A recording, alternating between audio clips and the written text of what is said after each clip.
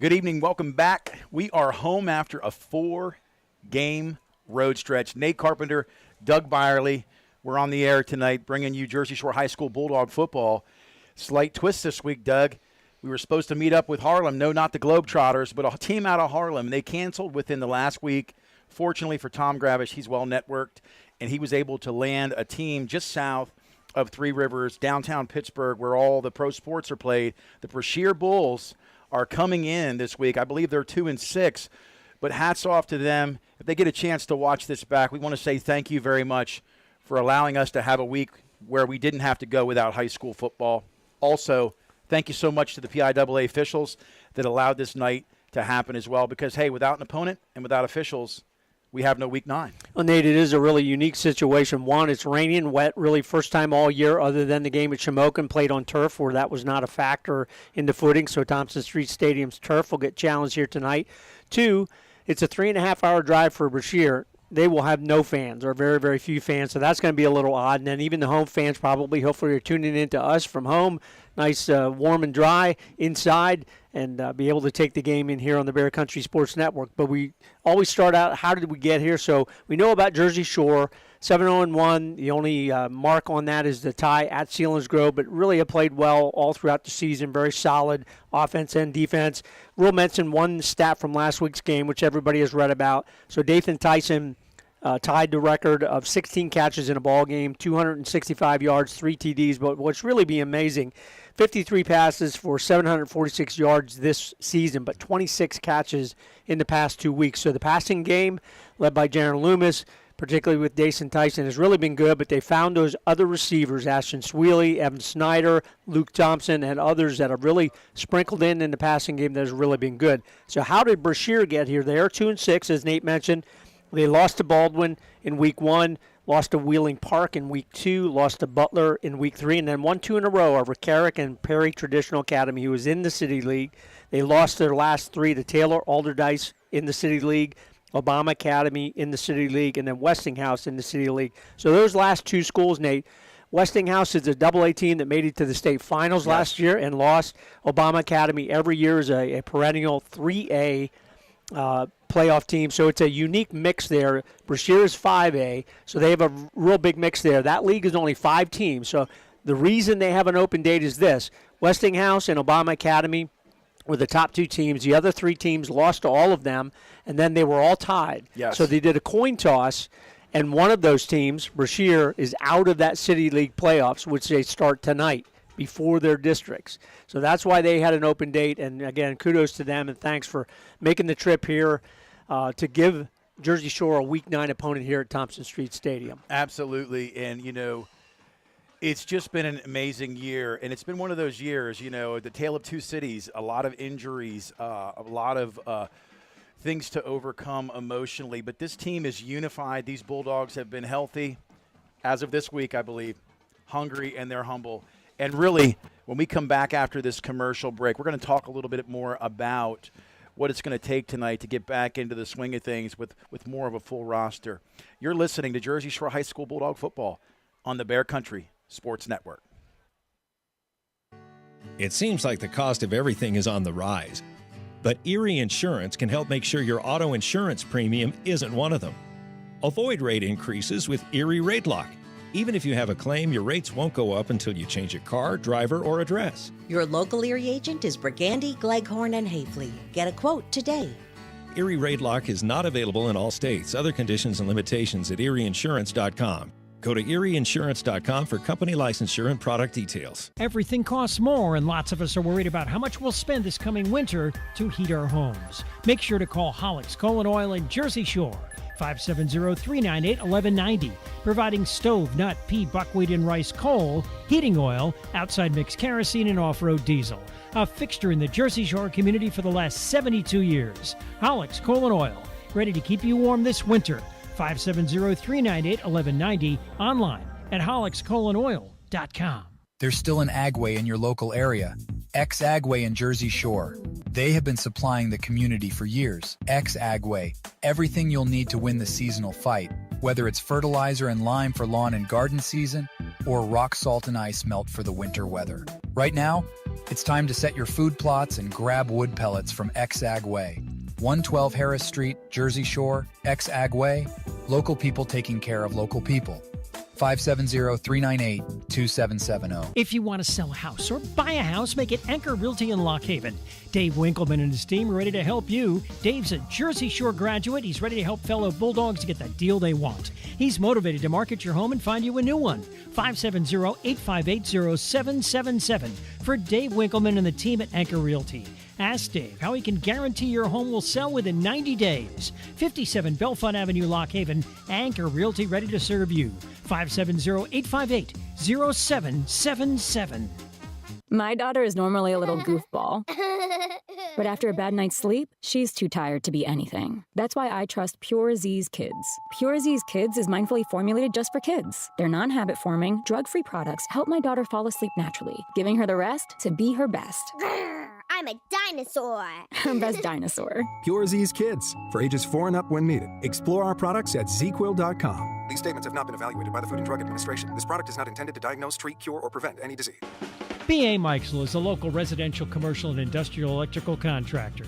With over 10 years servicing North Central Pennsylvania, B.A. Mikesell has built relationships with home and business owners in Jersey Shore and beyond. Trust B.A. Mikesell's trained electricians for all of your electrical needs. Take advantage of their industry-leading warranties. Call 570-398-7837 today to find out more. B.A. Mikesell Electric, a proud supporter of Jersey Shore sports. Coach Gravish, Nate Carpenter, Bear Country Sports here. Great to be back again tonight, week 9. Yeah, absolutely. Thanks for coming. Well, listen, last week on the road, you went down to Montoursville, and they've had a really tough schedule this year. You faced a Montoursville team. They were well coached, well schemed. They watched a lot of film. It was their homecoming. You guys did a lot of good things. Let's talk a little bit about Montoursville preceding this next week. Yeah, anytime you can go to Montoursville and get a win, and our program's been fortunate enough to get like 5 out of the last 6 times against Montoursville. So we were pleased with that. And, we did have like a 38-7 lead in that game. So we like that part. We came out a little slow, made some mistakes, but, give Montoursville credit for, causing a few of those mistakes. But most of those mistakes were self-inflicted mistakes, with jumping off sides and holding and such. But I thought our offensive line did really good with the pass game. It's not easy to pass block against teams that are blitzing linebackers. And so I thought they did a great job with that. Jaron Loomis, he led us through that. And, what can you say about Dathan Tyson, setting the school record or tying the school record with 16 catches at 260-plus yards, 3 touchdowns. And he was close to getting in another time. So we used a multitude of wide receivers in the pass game. And we've known for a while that we can throw the ball in games. It just hasn't been some recent thing that we just started practicing. But we'll probably pitch it around a little bit this week. Hopefully be around 50-50. Well, you've had some exciting teams in the past, and, we're living in the present, but this may be one of the most balanced teams I've seen in a long time. I think I've seen the line mature on both sides of the football. Now, getting some depth back, getting some guys healthy, I think is a huge factor leading into the latter half of the season. But can you talk a little bit about the transition from Harlem, New York to Pittsburgh? Week 9, fortunately, was going to be a bye week, kind of an off week, and now you're heading out to District 8 playing a public league school that you're familiar with. Right. We could have accepted a forfeit. Harlem told us last week that they couldn't make the trip, that they would be forfeiting, so we would have got some minimum points for a forfeit anyhow. We could have just taken that, but I think as much as our kids work, we wanted to try to get them a game. We didn't think there was a game out there. We talked to about 3 schools in Philadelphia that sounded interested, but then they weren't interested. So then, out of nowhere, come out of church on Sunday, and here's a call from my buddy Andrew Moore from Brashear. I've known Andrew through the Pennsylvania State Football Coaches Association. He's a District 8 director, and he was a head coach just a couple years ago in the East-West game that coached 2 Jersey Shore Bulldogs, and Caden Hess and Carter Peacock in the same game. So he was their coach. He's a great coach. Brashear has a lot of tradition. They have 6 former NFL guys in the last 30 years. One of my friends at West Virginia from West Virginia University Towers Complex was Major Harris, arguably probably one of the most and greatest offensive weapons in the history of West Virginia football, and making National Collegiate Hall of Fame as a quarterback and a playmaker. So they have athletes. They put out numerous guys to Division I football in the last 30 years, including Penn State linebacker, just signed last year. So they have a lot of speed. They have a lot of tradition, and we welcome that.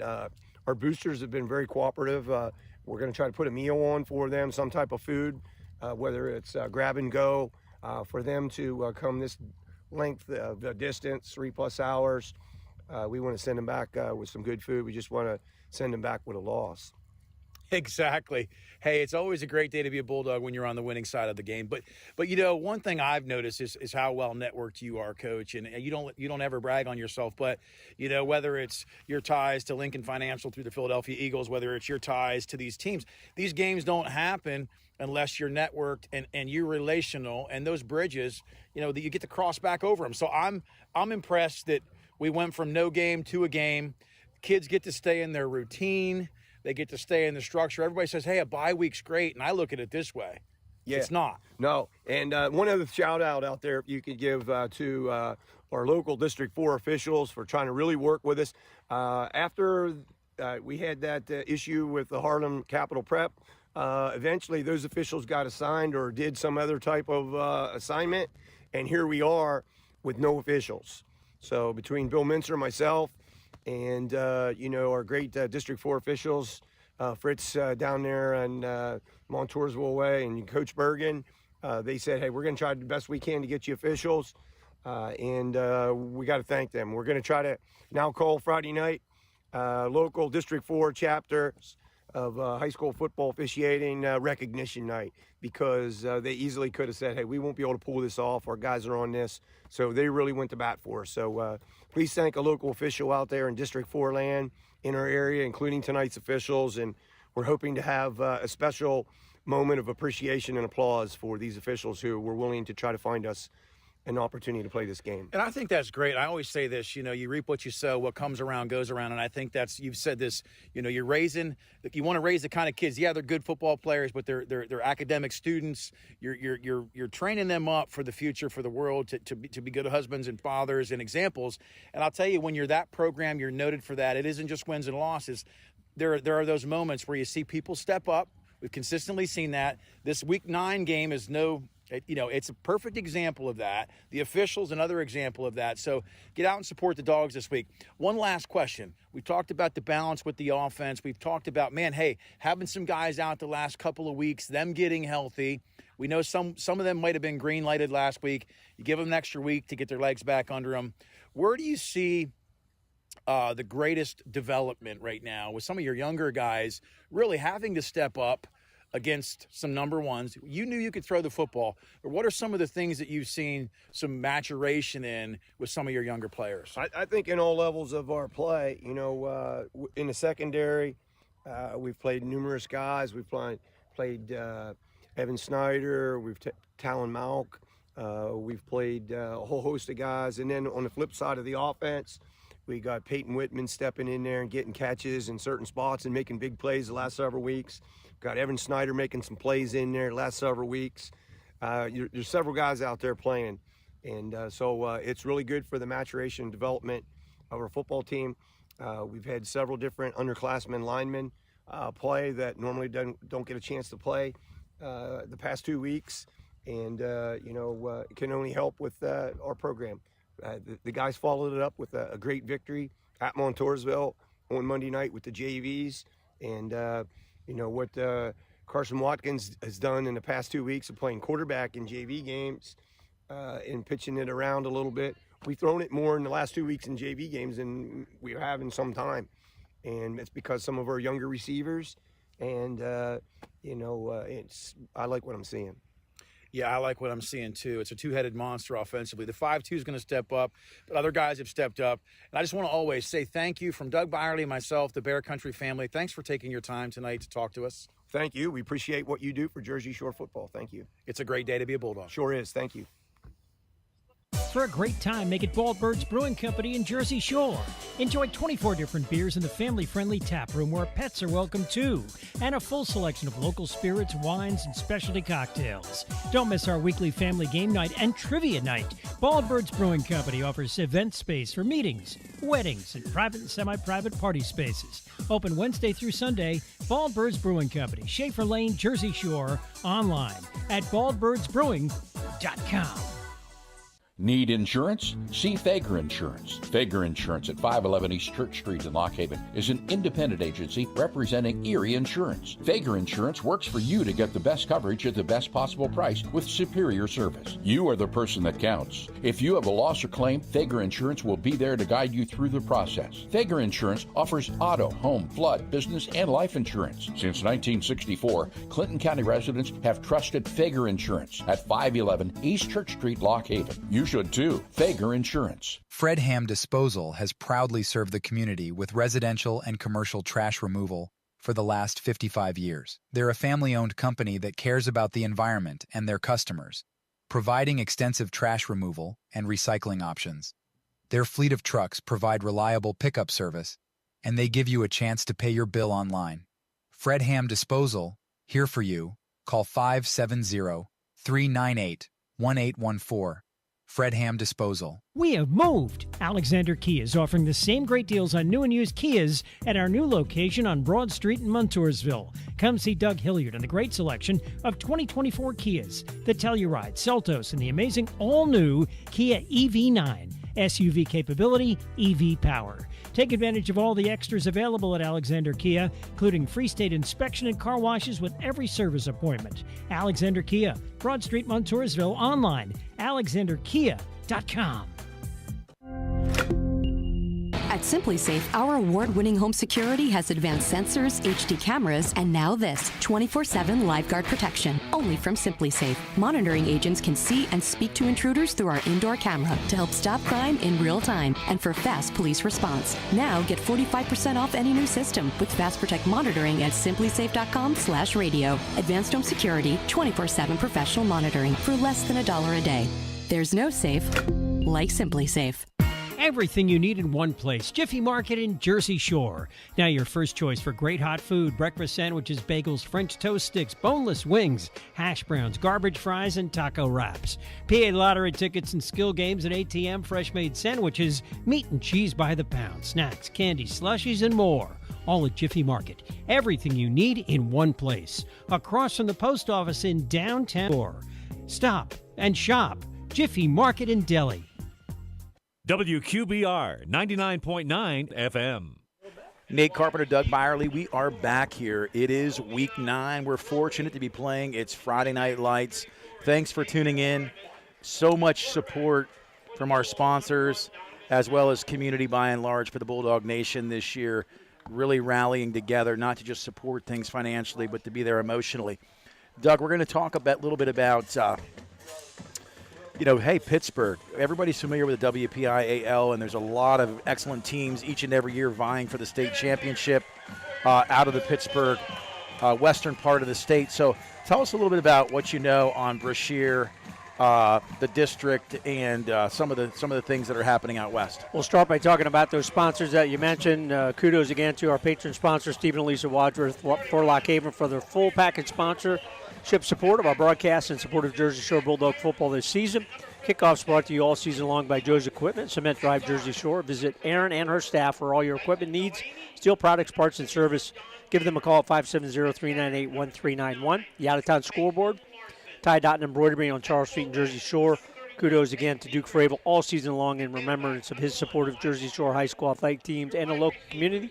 And we'll talk about the player of the game in the second half, in particular, Mountaintop and Provisions. Go see them in the beautiful Pine Creek Valley. And again, kudos to all those sponsors, but again, keep in mind, if you're not a sponsor or if you are a sponsor and want to continue on for the playoffs, that's coming up here in 2 weeks. We really need those playoff sponsors because those PIAA fees are going to be increased this year even more than they've been over the past couple of years. So think about coming on board as well. Yeah, what Doug is saying, if you're tuning in right now, whether you're out in a mass media market like Bald Birds, Gamble Farm Inn tonight, somewhere locally watching it in a theater-type form, or whether you're watching from your handheld device in your own living room, comfortably under a blanket, Doug. It's been one of those days. I could have taken a nap at noon and woken up at 5. But if you're tuning in, listen, folks, the postseason is a new season. So what Doug is saying is if you enjoy watching from the comfort of your own home, think about a way to sponsor this team so that we can continue to bring you not only the radio broadcast on the FM 99.9 FM, but we can also bring you the video. Love to have more sponsors on board as the Bulls from Brashear come onto the sidelines here at Thompson Street Stadium. I believe, Nate, the band is about ready to go to play the national anthem, so we are going to go back to the station for our last commercial break before the start of action. We'll get into it here in just a couple minutes. You're listening to WQBR, Bear Country Sports Radio. It's time for an insurance review. Every now and then, you need to know you're getting the best coverage at the best price. So here's a phone number, 570-865-5191. State Farm agent Jason Eberhardt will give you an overview and make recommendations on how you can protect yourself and your family. Auto, home, life, health, property, or business, it's Eberhardt State Farm. Available online at InsureJerseyShore.com. Eberhardt State Farm in their new offices, 600 Allegheny Street, Jersey Shore. 570-865-5191. Muncie Bank and Trust is proud of its long history of guiding families and business owners on their financial journey. When it comes to serving our communities, we know that trust, integrity, and reliability are what you've come to expect from Muncie Bank and Trust. So whether you're a family looking to purchase a place to call home or a business owner seeking the capital to grow, your journey to making those dreams a reality starts at Muncie Bank. Learn more at munciebank.com. FDIC insured, equal housing lender. Everything you need in one place. Jiffy Market in Jersey Shore. Now your first choice for great hot food, breakfast sandwiches, bagels, French toast sticks, boneless wings, hash browns, garbage fries, and taco wraps. PA lottery tickets and skill games and ATM fresh-made sandwiches, meat and cheese by the pound, snacks, candy, slushies, and more. All at Jiffy Market. Everything you need in one place. Across from the post office in downtown Jersey Shore. Stop and shop. Jiffy Market in Delhi. It seems like there's an automotive parts store on every corner, and they all probably have the part or product you need. But do they know what you need? And do they know they have it? For automotive parts and knowledge, come to the automotive parts store that has automotive experience, Napa Auto Parts. The staff at Napa Auto Parts has the experience to answer your questions and make sure you get what you need. Napa Auto Parts, Hogan Boulevard, Mill Hall, and Bridge Street, Jersey Shore. Napa Auto Parts, Central PA's trusted source for automotive parts and knowledge for generations. Our name defines what we do. Realty Lease Properties in Lock Haven. Residential, commercial, student, we can find a place for you in Lock Haven, Williamsport, or State College. Find out all about us online at realtyleaseproperties.com. Everything from available space to documents you need to apply. You can even pay your rent online. Call Dana or Selena, 570-748-7032. Realty Lease Properties, East Main Street, downtown Lock Haven. Open Monday, Wednesday, and Friday 9 till 4, Tuesdays 9 till 12:30. Start leasing today. A proud supporter of the Jersey Shore Bulldogs, TLC Fuels is a family-owned local business. Established in 1998, TLC Fuels serves residential, farm, and commercial customers from their Jersey Shore location just off of Route 220 at the Pine Creek exit. From fuel oil to diesel fuel and gasoline, TLC Fuels has thrived on a consistent dedication to you and your family. Call 570-753-5722 today. Your local area insurance agency is McMahon, Ferguson & Associates. They handle your home, auto, commercial, and life insurance needs. Let's talk life insurance. If something happened to you, would your family be prepared? Let McMahon, Ferguson & Associates craft the perfect Erie life insurance policy for you. Call 570-398-4090 or visit 1020 Allegheny Street, Jersey Shore. Your local Erie insurance agency is McMahon, Ferguson & Associates. Always supporting the Jersey Shore Bulldogs, it's the Twilight Diner in Loganton, open 7 days and featuring a full menu, breakfast, lunch, and dinner, and daily specials. So good, people ask for their food by name, and they bring that great taste on the road with the Twilight Diner on wheels. And now at this area's newest venue for weddings, reunions, and gatherings, Miller's Barn in Tylersville. Hold your next event in the middle of Amish country. Twilight Diner, 603 North Mill Street, Loganton. 570-725-3911 for takeout. A proud supporter of the Jersey Shore Bulldogs, TLC Fuels is a family-owned local business. Established in 1998, TLC Fuels serves residential, farm, and commercial customers from their Jersey Shore location just off of Route 220 at the Pine Creek exit. From fuel oil to diesel fuel and gasoline, TLC Fuels has thrived on a consistent dedication to you and your family. Call 570-753-5722 today. Get ready to hit the road with these great trips through Susquehanna Trailways this fall. Every Saturday in October, enjoy the Pine Creek Rail Trail shuttle to Wellsboro. November 23rd, the Macy's Thanksgiving Day Parade. 2 events, November 25th, New York City Free Day and a trip to Atlantic City. Christmas is coming and Susquehanna Trailways gift cards are available. Make sure you're on the mailing list. Update your mailing address. 2024 tour books will be mailed in late December. Check the Susquehanna Trailways Facebook page and website for more information. As a mom, comforting my family is what I do best. Vicks Vapor Stick provides soothing, non-medicated Vicks vapors in an easy-to-apply stick, and it dries fast, so there's no mess. I use it to comfort myself and my family. Thanks, Mom. Vicks Vapo Stick, soothing comfort for the whole family. And when you need more comfort for yourself, try Vicks Vapo Shower for steamy Vicks vapors. Use as directed. Vapo Stick for use ages 4 and up. Vapo Shower use for adults only. A message. WQBR 99.9 FM.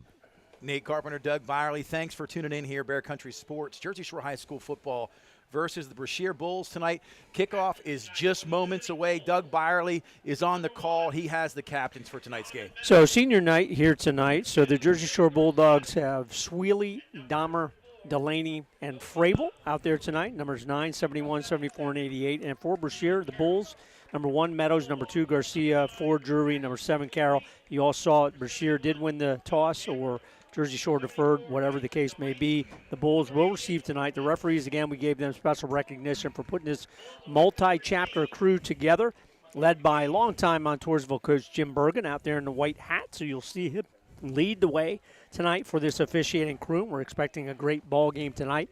Nate, we talked about it, first time in really 2 years where the weather, the rain, has been a factor here at Thompson Street Stadium. As you all know, rained earlier this week and then rained pretty heavy today. So we'll see how the turf here on Thompson Street Stadium, if it's a factor in the ball game tonight. Lots of people tuning in from all over the United States tonight. Just a quick shout out to my father, Jim Carpenter, tuning in from Charleston, South Carolina. Next time you go south, let Doug and I know. We'll pack our bags. Anyway, kickoff about to begin here. We just want to say that tonight is a night where we're grateful to have a game here in Week 9. Could have been a week where there was a bye. Great for the kids to be able to stay into somewhat of a routine, to work on things, because one of the things that they've been missing, they're missing key pieces the last several weeks. Lots of young guys stepping up, the Evan Snyders of the world, the Sweelies, lots of kids, Preston Beatty, guys on defense, Thompson, who've stepped up to fill voids, and now they come back tonight healthier, and we'll see how they mesh as a team. Brody Herr has the duties tonight. He will be kicking off towards Allegheny Street. 12-minute quarters. This is the first quarter. Waiting on the officials. Drury and Davis, number 4 and 3, deep for the Bulls. We'll talk about more about Brashear High School throughout the ball game tonight, let you know a little bit about them. Again, thanks to them for making the 3.5-hour trip here to Central Pennsylvania, Jersey Shore High School, Bulldog Stadium. Whistle blown. Brody Herr kicks off. It's a low squib. Fielded at the 20, 25. Nice cutback by number 4. Good speed down the outside. Makes a cutback. Whitman in on the tackle. Broke some ankles around the 25. Brought that out. Good field position for the Bulls. Well, they certainly will have athletes, just like earlier in the year, Executive Education Charter Academy, athletes all over the field, particularly number 1, the quarterback, Donovan Meadows. He's a really unique situation in that second consecutive week with a left-handed quarterback. Jimmy Messina for Montoursville last week, left-handed. Don't see it a whole lot. Now we see it 2 weeks in a row. The Bulls, they are ready to go here on offense, start this ball game. The Bulls coming out. Donovan Meadows, saw some film on him. He is very, very good with his feet. Able to run, able to break things. Looks like they're going to do a respect for Max Engel. We're going to have a moment of silence as even the Pittsburgh teams have gotten the news, and out of respect, we take a moment to commemorate and honor Max's memory.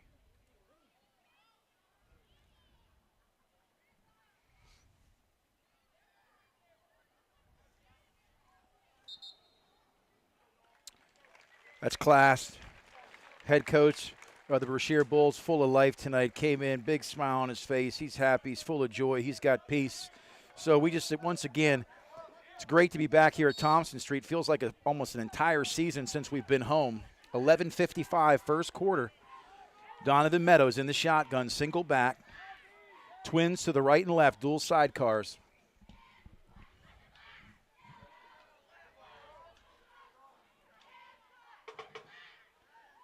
Snap is back. He's going to look to the flats immediately over the middle. Four catches it. He's got speed.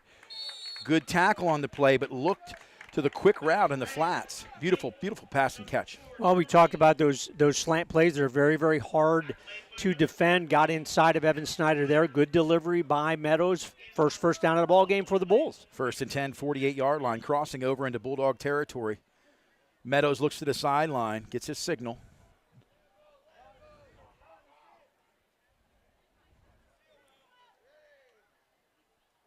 Snap is back, looks to the single side. He's going to go deep. It's high. It's a beautiful throw. He's all alone. Oh, and it's dropped. It was a touchdown. You know, the ball was thrown perfectly, Doug. It was not, had enough air under it. Evan Snyder looked like he slipped a little bit on the play, and number 4, Drury, doing some push-ups for the drop. Well, the Bulldog secondaries played so well. 16 interceptions over the past 4 ball games there. Evan Snyder just lost the footing. Big error there for the Bulls. Really could have taken an early lead in this ball game. Good speed by Drury. So they have explosive players. We knew they'd have athletes. 2nd and 10. Immediate handoff up the middle. Again, nobody there, but great tackle by Seacrest. We've noticed that, Doug, the last couple weeks on the counter. That was a huge hole. Great to see Tate Seacrest back after missing 2 games. Obviously a key component to this Bulldog defense. Good tackle there for a short gain. 2nd and 7 on the 46-yard line. This could be 4-down territory for the Bulls.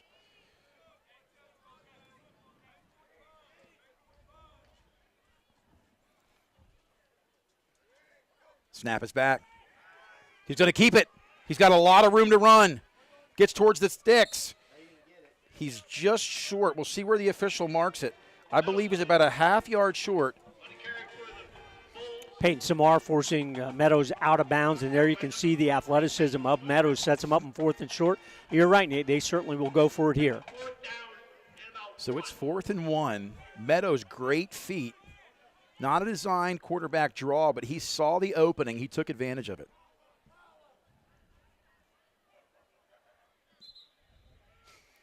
Looked like somebody flinched up front. I don't know whether we were in the neutral zone. Yeah, we're in the neutral zone, Nate. Yep. So it looked like we had a helmet across the neutral zone, Doug. We'll see what the officials' call is all about. So some of those unforced errors were a key component to the ball game last week at Montoursville, but then the Bulldogs kind of got it straightened out and played pretty well in that ball game to get that 38-21 win. But here it gives the Bulls their second first down on this drive. Can't make those mistakes early with a team that has athletes. You don't want to have them get up early in the ball game. So Brashear now 1st and 10, really moving the ball, 34-yard line. They're taking their time with the play, and they're going on a delayed count, which is not letting the 5'2" stingy Alex Jackson defense tee off. Trips left, single right, the speedy receiver Drury to the right. Snap is back, single receiver side, he's open again. Evan Snyder, good defense this time. Now Evan Snyder said, fool me once, but not twice. It's a good matchup there, and Evan Snyder really has improved as the whole Bulldog secondary has in covering one-on-one. And that 5-2 defense really does put a lot of pressure on those defensive backs. Good recovery there. Receiver was open for a second, but Snyder able to get back, knock that one away. So twins left, twins right now. Safeties blanketing the slot receivers on defense. So the plays are being called right now. To the sideline, they go to the wristbands when they get the signal. 2nd and 10, 34-yard line. Meadows in the shotgun. Going to bring the blitz. Seacrest coming in, pressured, and big tackle by Beatty. Preston Beatty kept his outside containment and came on a line. And you mentioned him in the pregame comments. Preston Beatty, along with Luke Thompson, have kind of been subbing there on that defensive end position, flipping as Tate Sechrist has been out. Big sack there, puts the Bulls behind the sticks for the first time in the ball game. Really unique, Nate. They get the play call, they flip on the board, and they get a number, and then they look to the wristband to get the play call. Well, it's super efficient. Last week we saw Jimmy Musina coming to the sideline every play, which takes a lot out of your offense. 10:02, 3rd and 20, 44-yard line. Meadows in the gun, Twins right and left. Pressure coming up the middle. Beatty again, gets pressure. He's fumbled, gets on it.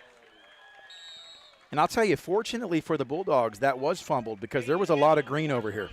Good pressure there by the Bulldogs, in particularly Beatty. Kind of forced that fumble again. Weather probably a factor there, a little bit of a slick football. So the Bulldogs will take that for a big tackle for a loss on that play. 2 consecutive plays to pin the Bulls behind the sticks. Sweely has looked really good in the return game in the absence of some players for the last 2 or 3 weeks. 4th and 41. Pooch kick, nice kick. Sweely gets it on a run. Does he get a block? Breaks it back up the middle. Sweely down the outside. Makes a man miss. Sweely could go. He's got a block by Sechrist. He's going to take this one to the house. Sweely makes a cutback. He could go. Another cutback inside the 10. 5. Touchdown, Sweely. Really nice run there by Sweely. Looked like he had a clear avenue and then had to cut back 2 or 3 times, but really stayed with it.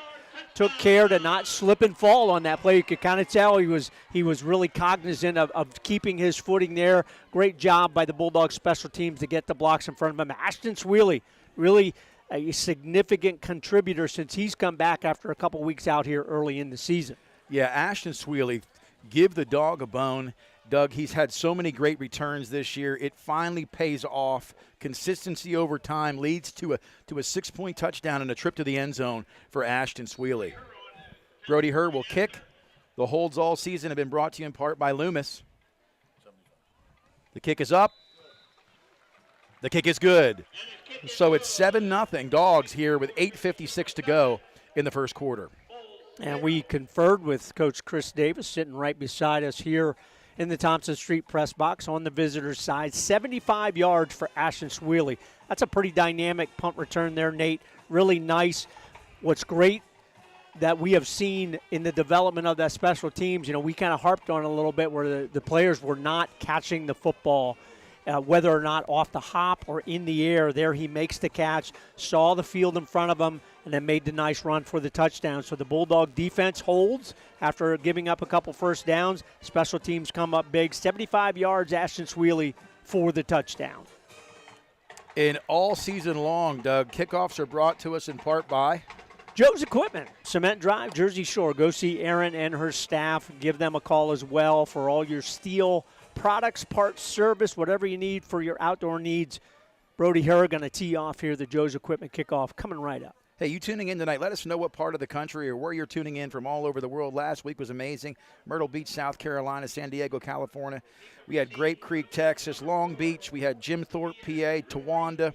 Bob Washburn, shout out to you from Phoenix, Arizona, and Clover, South Carolina. Brody Herr is into this one. It's over the head. It's going to sit down at the 1 and into the end zone. So once it crosses that plane, it's immediately a touchback, but very close to the 1. So who are the Brashear Bulls? Again, they're in the Pittsburgh City League with Westinghouse, Obama Academy, Taylor, Alder Rice, and Perry Traditional Academy. They are in second to last place at 2-6. Westinghouse leads the way, a 2A team, 7-0, made the state finals last year. And Obama Academy, a 3A team at 6-2. They are starting their City League playoffs tonight with the other 4 teams other than Brashear. They come into the game, lost 3 in a row. School was established in 1936, enrollment of 1,479. Their colors are black and Vegas gold. They are an inner city school in Pittsburgh, a magnet school that focuses on computer science in the Beachview neighborhood of Pittsburgh. They are the largest high school of the 4 traditional city public schools in that public school league. Yeah, so there's only a handful of teams that have football, but beautiful performing arts schools in District 8. Very unique educational opportunity for those out in the western part of Pennsylvania. Meadows has been the quarterback tonight for the Bulls. Number 1 in the gun, 1st and 10. Hands off immediately. Tate Seacrest is there and just brings the noise. The Seacrest brothers will call them even if they're not. I know they're related, but Tate and Slate both on that tackle. Really good to see them back in there. They were really dynamic on the defensive side early in the year, and then, of course, Tate got knocked out in that executive education charter and missed the last couple of weeks. Good to see him back. Slate solid all season long. Biological brothers or not, there always seems to be a family reunion in the backfield with the Seacrests. So it'll be a 2nd down and 15 on the 15. Meadows in the gun. Twins left and right. Speedy receivers for the Bulls. Snap is back. Immediately looks left to the flats. He's going to go up top. Beautiful spiral. Great football. Beautifully thrown football. Whitman, though, not fooled on that play. Had blanket coverage on number 7, Stephen Gadevi. So good coverage by the Bulldogs. And if you're just tuning in now, it could be 7-7 right now. We were beat deep on a pass that was in and out of the hands of number 4, Drury. So the Bulldogs have since tuned up their defense and really brought the heat. You can see Brashear really wants to stretch the field with those athletes that they spread wide on almost every play. Bo Seacrest in the box looking to bring heat. Gets up the field, immediately thrown to the flats. Evan Snyder is there. Just blanketed. And, you know, that's a difference maker right there. He's really become a very solid tackler for this Bulldog pass defense. Unique here, Nate, we saw the quarterback, Meadows, is the punter. He doesn't even drop back. He's only about 6, 7 yards back, and he punts it right from there. Well, and the thing that the Dogs have to be careful of is Meadows sees a crack, he's gonna take off. Now, not great field position here, but like you said, he's only back there 5 yards. Normally about 10 to 12 for a punt. They're going to bring some heat now. We'll see if they go to the air. 4th and 8. They're going to go for a 1st down, and he's immediately hit. And honestly, we can talk about X's and O's, we can talk about Jimmys and the Joes, but when it comes down to it, percentage-wise, that's just not wise. Well, it's interesting. There are teams in high school football all across the country that don't believe in punting the football. They go for it on every single 4th down, and there's some teams in the South that it has been tremendously successful for them. Not a good decision there. Didn't really have anybody open. Good pressure by the Bulldog defense. Sets them up deep here at the Bulls' 20. Loomis in the gun, 1st and 10, 20-yard line. Elijah Jordan, Tate Seacrest on the counter. Nobody home. He's gonna keep running, rumbling, stumbling, bumbling inside the 5, down to the 1. They're going to mark him down just outside of the line to gain the goal line. Certainly good to see Tate back on the offensive side as well. That rushing attack has been pretty good without him in the ball game, but boy, just much more effective with both him and Elijah Jordan, Bo Seacrest as well. Into the end zone, touchdown, Bulldog Nation. So Loomis, J-Loom, in on the score for the Dogs. Interestingly enough, you know, that was like the dam had busted there. He was able to get in easily. All season long for the Bulldogs, the extra point game has improved. Brody Herr kicking tonight. Loomis with the hold. Snap is back. Hold is down. It's pure. Kick is up. Kick is good. Mason Larson, 69, has been doing some of the long snapping duties too, Doug, and that was a perfect relationship. Well, you know, early in the season, Nate, we saw, and we'll have to pay attention. I apologize to the viewers that really haven't paid attention to that. Jaron Loomis was snapping on punts. Yes. We'll have to see if he's still doing that tonight, but Mason Larson really has been doing the PATs and really becoming your job. That's a skill, to get it back quickly, to allow your holder to have a chance to get it down, and your kicker. That timing has really become good between her and Loomis. And we've talked about it all season long. The job that Brody Herr has done coming in, not being a kicker. Yeah, he's a soccer guy and all of that, but the ball's shaped a little differently. And he has really done a good job and become a very good kicker. 2 field goals on his slate here thus far this season. You know, let's go back to a lot of things the listeners aren't familiar with is this team is hungry all year long. Football anymore for a traditional program like this, a culture that Tom Gravish has helped to cultivate, is a 12-month-a-year program. It doesn't take time off. These kids are encouraged to participate in other sports, to be well-rounded, but when it comes to the weight room, they're always grinding. Brody Herr kicking off, this one a little higher and deeper. Number 4's got wheels, and he's electric. To the 20. Paul Hale, boom. Paul Hale in on that. Paul Hale saw the hips, did not take the juke and jive, and he nailed the return man, at the 20-yard line, so he kept his containment. Excellent open field tackle by Paul Hale. Really nice job. Paul Hale's back himself from a little bit of an injury. Got a little extra padding on that one hand. He had a little bit of a bone bruise on. Good to see him back because he's a special guy on those special teams all season long here for the Bulldogs. Yeah, and you know, one thing we're not seeing tonight is Dathan Tyson in the secondary, and part of that is he's nursing an ankle a little bit this week from Montoursville where he got caught from behind, but he's making great progress. But I think you're going to probably see him maybe a little bit on offense, but not see both sides of the equation offensively and defensively tonight. So 14-0 is the score, 7:04. The Brashear Bulls, 1st and 10. Meadows in the gun. Low snap, fumbled.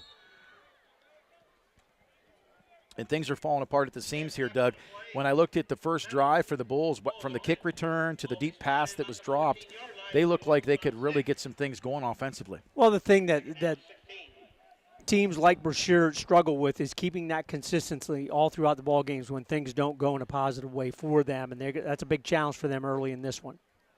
For sure. So, again, another loss on first down makes it 2nd and 16. Meadows goes to the wristband, gets his play.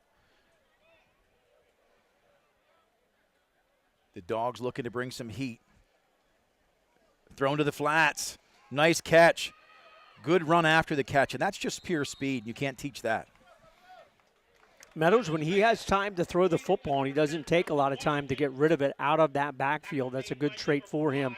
He delivers it on a line and on target for the most part. He is very, very good. Washington on the catch there for the Bulls. Justin made a nice catch on that in the flats to pick up some of those yards. Got 10 of those yards back. Makes it 3rd down and 6 on the 24.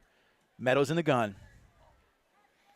Looks over the middle. Evan Snyder's there. Sliding catch right at the line to gain. We'll see. Looks like they're going to move the chains. Perfect line to gain there. So the sliding catch is just enough for the first down. So give the Brashear Bulls credit on that one.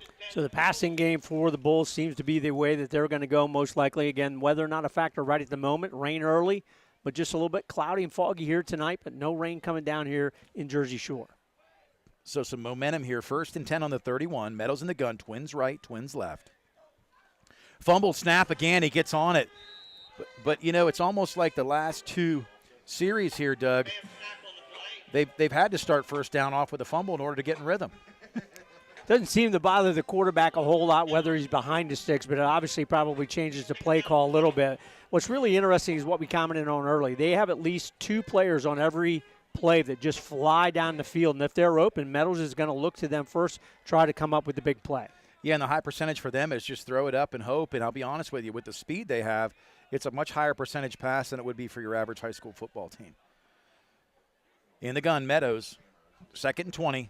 He looks up top again. Oh, Samar was there. Almost looked deflected, or whether he was hit in the backfield on that one. Yeah, definitely deflected at the line of scrimmage. Peyton Samar back as well from a couple weeks absence, along with Tate Sechrist. Almost had a chance for an interception. The last time we saw him, he had an interception return for a touchdown right here in Thompson Street Stadium against the Braves of Shikellamy. So the Dogs right now, 3rd and 20. The Bulls facing. Ball on the 19-yard line. They like the trips and the single receiver to the right. And number 4 is very, very quick. Drury. Look for them to go up top to Drury.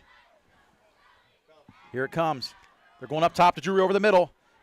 Evan Snyder step for step. He was fooled on the very first drive, but not since.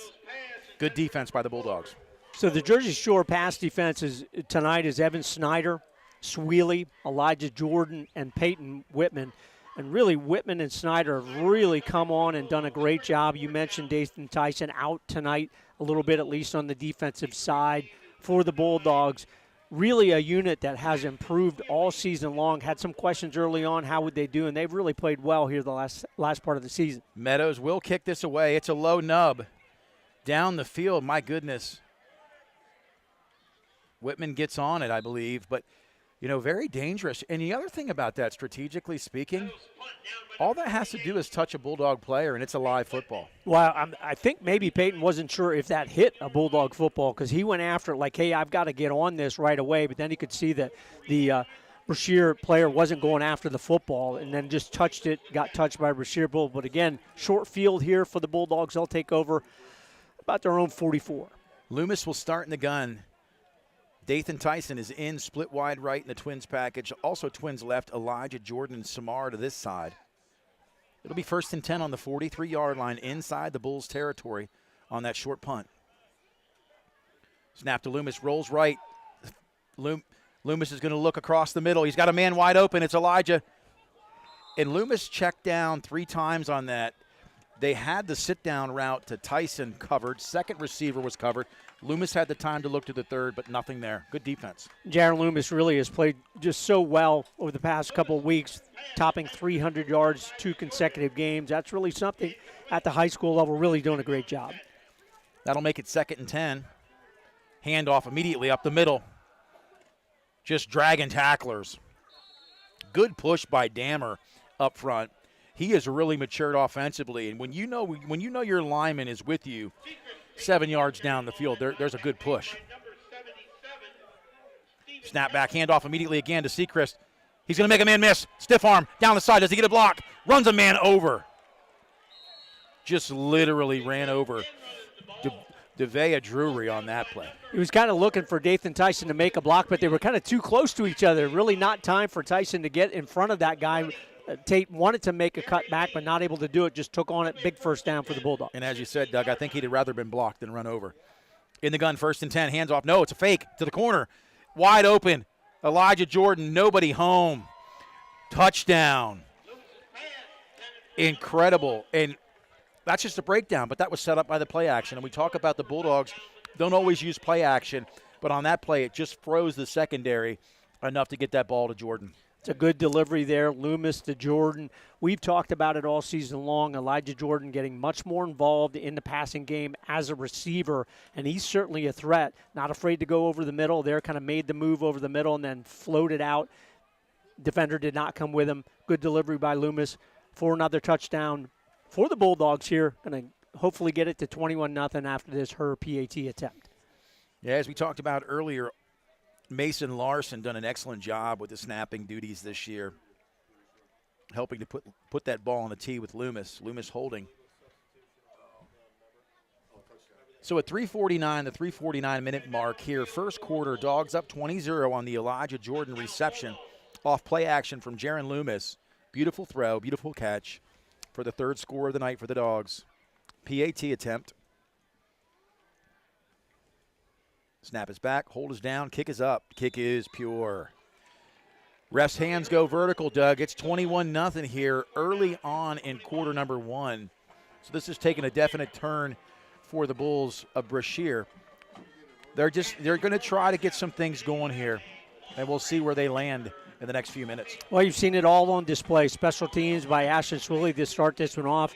Tate Sechrist back in the offensive lineup, running in for the touchdown, setting up that one as well. And the good delivery, Loomis to Elijah Jordan, 15 yards for the touchdown. So 3:49 to go here, first quarter. The Bulldogs stretch it out to 21-0. You know, when Nate, we talked about the injuries, Sechrist and Samar both out for multiple weeks. Owen Vandruff still out tonight. He lost some teeth, or at least had some teeth. Down at Shamokin. You were at your conference, and we were not dental surgeons. I mean, he literally walked off that field that night, and he was a mess. His chin straps seemed to come down over it, and it was ugly. But the Dogs have been just hampered with injuries over the last 3 to 4 weeks, and fortunately enough, still undefeated. And if anything, it's been a shot in the arm to really kind of groom and allow some of the other guys to develop and mature.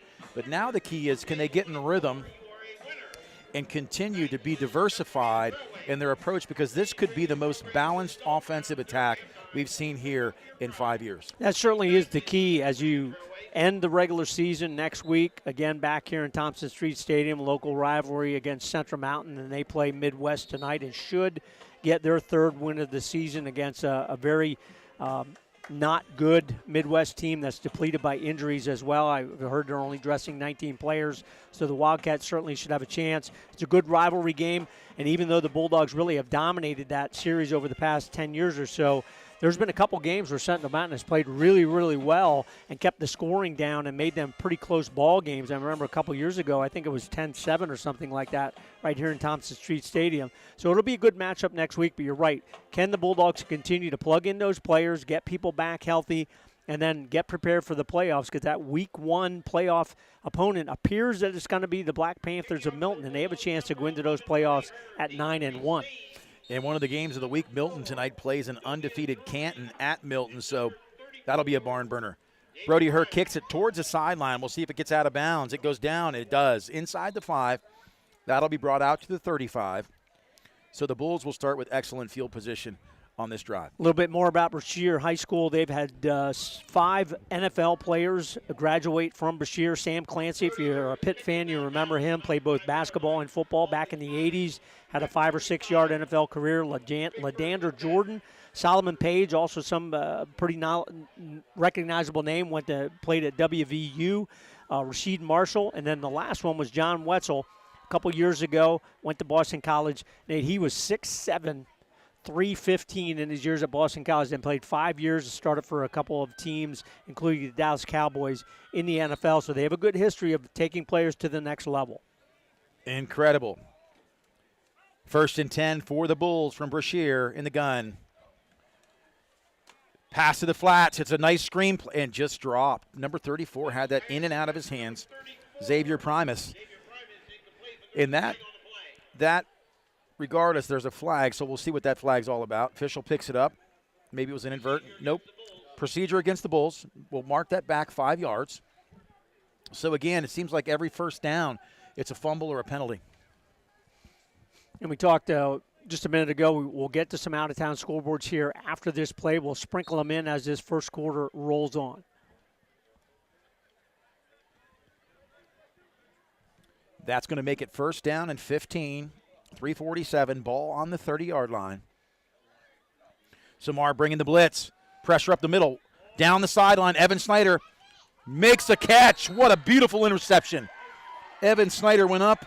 He high-pointed that football and met the defender at the peak in perfect coverage. Really just great technique there by Evan Snyder. Good coverage, goes up, makes a good interception. That would be the 17th interception in the past 5 games. Just an incredible number for the Bulldog defense. We'll get to the out-of-town scoreboard as I can figure out how to turn Coach Hale's phone back on. We'll give it back to him to get that on. We'll get to those after these next couple plays.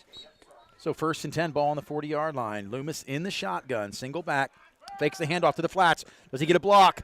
Down the field goes Dathan Tyson, makes a cutback, strips the football, picked up. Tyson did not hang on to that, and he's limping. Dathan's limping a little bit on that play. That's a good defensive play there by Drury, number 4, two-way player, of course, for the Bulls.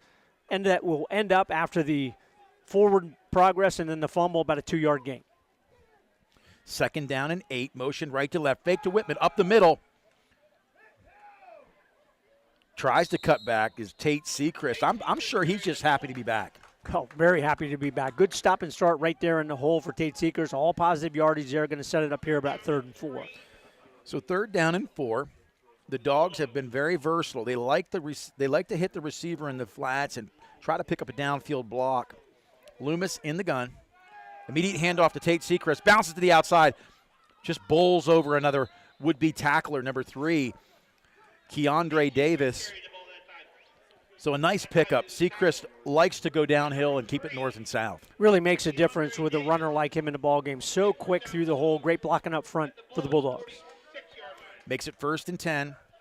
Loomis going to look. It's a fake route. He's going to go deep on the push route. Elijah Jordan nearly makes the catch. So that's basically a push route. They want to jump that. He went downfield and just didn't quite get the separation he needed. Good coverage there by number 6 for the Bulls. Atkins, one-on-one there with number 1, Elijah Jordan. Really impressive to see how Loomis has developed as a quarterback his first year as a starter here for Jersey Shore. Yeah, excellent thrown ball to the outside shoulder. Can't be intercepted. If it's dropped, it's dropped. It's not a big deal, but I like them to be able to throw on 1st down too because it keeps the defense honest, keeps the field stretched. So it will be 2nd down and 10 on the 46 of the Bulls. Jet sweep to Elijah Jordan. He has a blocker. Holy host of blockers down the outside. Makes a man, he lowers his shoulder, keeps going. He's got this inside. 10, 5, touchdown. And we talk about this. The Jordan brothers, Brady has since graduated and moved on and now assistant coaching here in the district. But his brother Elijah, they've never been the guys that come down with arm tackling. Really did a good job. Last week, Jordan had a little bit of a tough time, particularly in the second half against a very, very strong Montoursville run defense. But there did what we've seen him do for the last 2 years. Turned it on, good blocking on the edge there for the Bulldogs. Larson down. Hold is good. Kick is up. It's drilled. So tonight, Brody Herr 4 for 4 on the night, making the score 28-0, 2:04 to go. Again, thanks for tuning in. Log in, subscribe, become an extension of our Bear Country Sports family. Click of a button, you can be into the broadcast. You can rewatch broadcasts. You can sit down with your son or daughter who's participating, whether they're cheerleading, whether they're playing football, whether they're in the band. The band sounds excellent tonight. And really, what it all boils down to is without you, there is no broadcast. So again, as the postseason approaches, consider becoming a sponsor of this broadcast so that we can continue to give you video while on the road. Out of town scoreboard real quick, brought to you all season long by Ty Dot and Embroidery. South Williamsport over Hughesville. Early on, Montoursville, Selinsgrove tied at 7. Mount Carmel at 14-0 on the Braves of Chickalimi. Southern Columbia 14-7 over Wyoming area. Good ball game there. Juniata 7, Lime Mountain 6. No score in the Canton-Milton game that Nate mentioned a couple minutes ago. Greater Nanticoke 8-7 over Shamokin. And Danville and Holliesburg tied at 7. We'll give you a couple more. Southern Lehigh over Pottsville. Pottsville is going to be playing in the Eastern Conference playoffs as well. And Bald Eagle area 21-0 over Bellwood Annis, the Blue Devils. Kickoff is high and deep, and again, angled towards the sideline, picked up by number 4, Dury. Down the outside, gets out of bounds, late, held up. Samar held up, so no flag on the play. Not going to be good starting field position for the Bulls. Yeah, interesting situation tonight. We talked about it earlier. Rain, kind of cloudy, kind of misty. Didn't think we had a game. Now Jersey Shore has a ball game. Very few, if any, fans here for Brashear making the 3.5-hour trip. Hopefully they're listening in to our broadcast as well. But kind of a dead area, and James Franklin talked about that early in the year when they played Northwestern. You have to kind of create your own excitement on the field. Bulldogs certainly have done that, 28 points here in the first quarter. Impressive start for the Bulldog Nation tonight. 5-2 defense, 5 down linemen, 2 linebackers, 2 corners, and 2 safeties for this Alex Jackson defense. Donovan Meadows, the quarterback, in the shotgun. He looks to the flats, to the trip side. Slightly thrown behind the receiver. Bo Sechrist in on the coverage.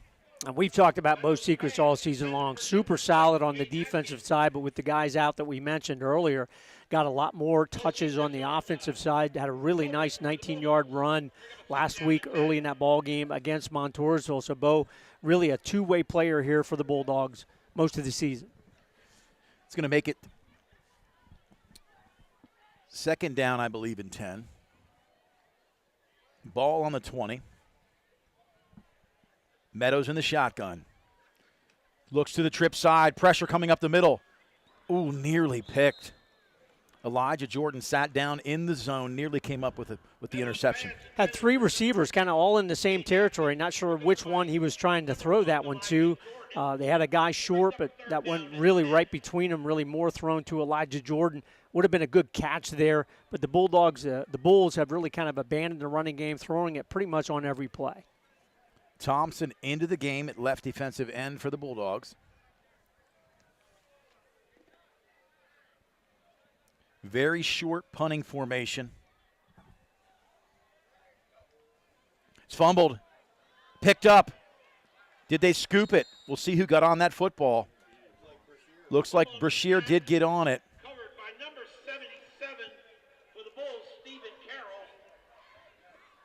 Carroll with the recovery for Brashear. He's probably their largest physical player there at the right tackle position, but boy, it sets him up.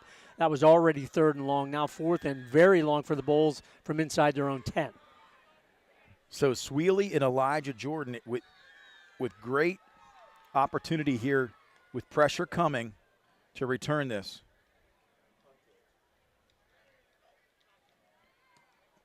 Punt is low. Whitman's going to run it. Whitman down the sideline. Tackled by number 77, Stephen Carroll. But nobody wanted to field it. Whitman said, hey, you're not coming to the dance. I'm dancing. What's really unusual there is none of the Bulls came down to cover that. Yeah. And Whitman's kind of like, well, I'll let it go out of bounds, and it didn't go out of bounds, so he picked it up, advanced about 20 yards. Good return there by Peyton Whitman, so he gets a little bit of jazz on the special teams as well. Under a minute here to go, first quarter. The Bulldogs have taken control of this one early, 28-0. So the Dogs inside the red zone. Elijah Jordan's going to take some reps at quarterback. Spell Loomis. It's going to be an option. He's keeping it. Blocking Brody Herr down the outside, inside the end zone. Well, I have to be honest. I've said to you all year that Loomis has looked great in the option. And then I watch Elijah Jordan run it. I haven't seen him really, in the quarterback type formation like that, and he just really looked good on that last play. Wow, that's a new formation. We talk about it week to week where Coach Gravish and his staff always add a new wrinkle or two. There he adds Elijah Jordan, full house backfield, takes it 17 yards for the touchdown. Larson snap back, hold is down by Loomis, kick is up. Brody Herr's kick, that makes it 5 for 5. Interestingly enough, talking about the option, I graduated high school in 1990. Tom Gravish said I was leaving church this past Sunday. We didn't have a game on the schedule. He got in contact with a former friend, Major Harris, from West Virginia. I didn't realize he was a Brashear High School graduate.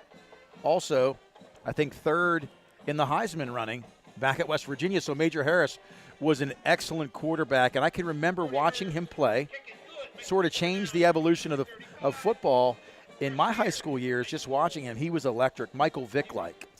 He was Michael Vick before Michael Vick was Michael Vick, and then I believe, Nate, they went to the national championship game that year and lost to Notre Dame under Lou Holtz. The only time Notre Dame has won the national title. I'm pretty sure. Somebody checked that for us, but I'm pretty sure that was how that all unfolded. But Major Harris was a great, great player for West Virginia, just a multi-dimensional quarterback, could really throw the football. So now he's a coach at North Hills High School in Pittsburgh, again, a Brashear High grad. So Major Harris was a West Virginia grad, and Coach Gravish, Tom Gravish, also went to West Virginia, education major. I believe it's history. God bless him, it's history. But he played baseball. Brody Herr kicking off. Flag is thrown. So Coach Chris Davis, not only a statistician, and is he good at it, he's on top of it tonight. False start on the kickoff. Real key component to this ball game, if you're Coach Gravish and his staff, is to be able to keep the players kind of focused. This one's 35-0 here before the first quarter's over. You know the game's probably already in hand. Games like this have a tendency to get a little sloppy, where you're not really focused on what you're trying to do. And that's really, at this point in the season, week number 9, 2 weeks before the playoffs, you want to just focus on what you're doing, continue to do it very well, continue to do it very precisely. So, even that penalty there, it's an unforced error. You don't want to have those kind of penalties late in the season because they can carry over, and in the playoffs, they can become very important. Tonight, not really a big deal, give up 5 yards. But as this season rolls on, those penalties really are a key factor. Well, the hurry-up offense in the fast car, or the NASCAR as we call it, is great. But the receivers have to be set for a moment. And I've, recently even watched some film to where we're getting away with a little bit of that from time to time. Brody Herr kicking off again. This one's shorter. It's going to hit the turf. Picked up. Number 4. Met immediately by Malk. And finished up by Paul Hale. So the dynamic duo on that, Malk and Hale, do the cleanup. Callum Malk has really become a good contributor for the Bulldogs, not only on special teams, but has played a lot of secondary as well, run the football a little bit early in the season. We'll see him probably in the ball game tonight. Paul Hale has been a really nice player on the special teams all season long, and we'll see him more on both the offensive and defensive side for the Bulldogs in these last couple weeks and coming up here in the playoffs. So the Dogs up 35-0. Yes, that you've heard that right. 35-0, 40 seconds to go here, remaining in the first quarter. Meadows in the shotgun. To his left, Keandre Davis at running back. Twins left and right. Immediately thrown, deflected. Tate Sechrist got his left hand on that football.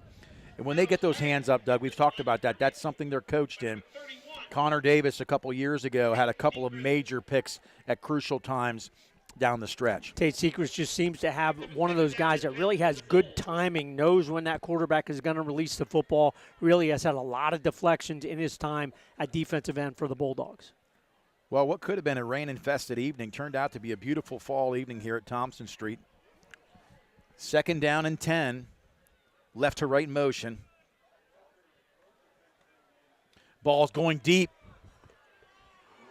I'll tell you, he throws a nice football. And, perfect spiral. Just got a little too much air under that last one. It's probably a 50, 60-yard throw there by Meadows, but good coverage on that side. Elijah Jordan.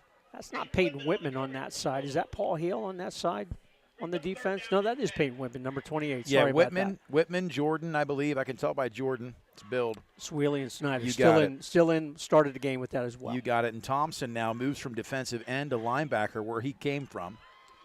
So they're moving these guys around. It's one thing about when you're in shape, you can play a lot of different positions. They got a lot of role players on this Bulldog team. Snap is back. Going to go up top again. And that one just out of the reception region for number 10, Justin Washington. I feel like we're having deja vu again here, Doug. 4th and 10. So in the two games that Brashear won in the middle of the season, they won 52-24 over Carrick and then 26-24 over Perry Traditional Academy. But in those other games, they really struggled to put points on the board, and they certainly are struggling here tonight. They're going to take a timeout here to figure out what they want to do on 4th and 10. Well, one of the most important things is to not kick to the return guy, and the last 2 or 3 punts have been extremely short and low. Again, we want to give a shout-out to our sponsors, Stephen and Lisa Wadsworth of Lock Haven, for their support of the broadcast in Jersey Shore Bulldog football last year and all season long as well. Thanks to River Valley Internet for providing the bandwidth we need to bring you this broadcast. River Valley Internet, we never forget you have a choice. Our kickoffs all season long, you've seen a number of them here in the first quarter. Joe's Equipment again, Cement Drive for all your steel parts, service, etc. Give Aaron and her crew a call at 570-398-1391. The out-of-town scoreboard, which we touched on a couple minutes ago, by Ty Dot Embroidery. Go see the crew there on Charles Street in Jersey Shore. They can take care of all your screen printing and embroidery needs.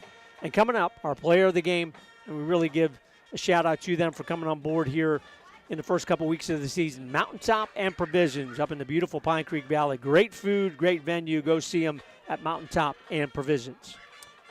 Yeah, always a good bite to eat up on the mountain. In the gun, it's 4th down and 10. They're going to go for it. Beautiful double route. Picked off by Swaley. Down the center of the field, gets a block, cuts it back up the middle. Makes a man miss. He's not going down. Finally tackled by number 70, number 77, Landon Bradford and Stephen Carroll, 2 linemen that said, we got to get in on the action. Good swivel hips there by Swaley at the end of that one. Almost broke away. Banged up a little bit there. Kind of got twisted with that, but he's going to jog off. I'm sure he'll be okay. And that almost ends the first quarter, Nate. Still 10.1 seconds to go here, but we do have a injured Brashear player on the turf, so both of the teams will go to their respective sidelines, give him a chance to get looked at by their trainers. Yeah, so we're going to take a minute here, and we're actually going to pause for commercial. You're listening to Jersey Shore High School football on the Bear Country Sports Network. You can live out your MasterChef dreams when you find a professional on Angie to tackle your dream kitchen remodel. Connect with skilled professionals to get all your home projects done well. Inside to outside, repairs to renovations. Get started on the Angie app or visit Angie.com today. You can do this when you Angie that. Nate Carpenter, Doug Byerly back. If you're just tuning in, there's 10 seconds to go here in the first quarter. The Bulldogs have really come out hot, firing on all cylinders tonight, up 35-0. Brashear, the Bulls, come in from District 8, about 25 minutes south of the Pittsburgh Pirates Stadium and the complex there at the head of the Three Rivers. So the Bulls really have got to come up with an answer defensively here to slow down the pace of this Loomis offense. Right to left motion, Dathan Tyson. Hand off to Elijah Jordan. Good tackle by number 3, Keandre Davis. First time we've really seen that defense, number 35 as well, Mustafa Gerarder, and that'll be the last play of the first quarter. The Bulldogs of Jersey Shore, 35. The Bulls of Brashear, 0. We'll take a break. You're listening to WQBR, Jersey Shore Bulldog football on the Bear Country Sports Network. 40 years serving the Jersey Shore area community. All Round Tire, your hometown service and tire sales center. Family owned and operated, All Round Tire features Cooper, many other tire brands, including Michelin and Firestone. Make us your first choice not only for passenger, light truck, farm, and ag tires, but also for service, brakes, exhaust belts, and hoses. And we offer the only vulcanized flat repairs in the area. PA State Inspection 2, open weekdays 8 till 5, Saturday till noon. All Round Tire, Cement Hollow Road, Jersey Shore. WQBR 99.9 FM. We are back here, Thompson Street. We know you're tuning in. Let us know where you're tuning in from tonight. One of the most encouraging things for the WQBR brand, the Jersey Shore High School Bulldog Football Nation here, is that people tune in from all over the United States. Let us know where you're tuning in tonight.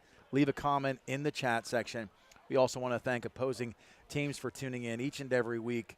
You know, we welcome you to the program and to the family. Couple scores here to start the second quarter. South Williamsport 14-6 over Hughesville.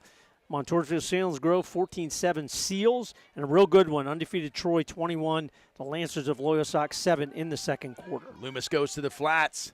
Dathan Tyson stiff arms a man down the sideline, inside the 10, out of bounds around the 5. We'll see where they officially mark this one. And wow, what a great game Dathan Tyson and Jaron Loomis put together last week. Tyson with a program tying 16 catches, tied Todd Stanford. Remember him, Stanford, from a couple years ago. 256 yards and 3 TDs against the Warriors of Montoursville on the road. Really a special night for the senior Dathan Tyson. Hats off to the Bulldog front line as well. Dammer and Dyson Delaney, along with Mason Larson and a host of others, really controlled the line of game this year. Loomis takes the snap, hands off to Elijah Jordan, up the middle, tackled by number 3, tries to strip and rip, down to around the 2-yard line, but a good tackle again there by Keandre Davis. I tell you, Davis had made a couple nice plays here in the end of the first quarter and beginning of the second. Right side of the line, a little bit disappointed that they weren't able to get a better push there for Elijah Jordan, but still second and goal from the 4.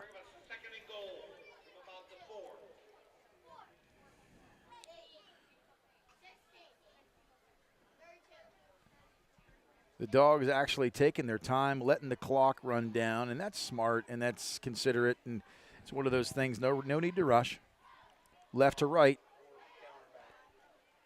The counter right up the middle, wide open, touchdown, Tate Sechrist.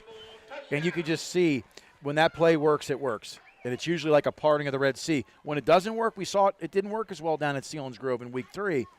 But when it works, it's usually like a dam breaking. And Montoursville as well really had a good scheme against that play last week and really bottled that up, mostly with Elijah Jordan running the football. But there, the guys on the left side, Slate Sechrist, Dammer, really nice job. 4-yard touchdown, Sechrist on the run. Brody Herr with the kick.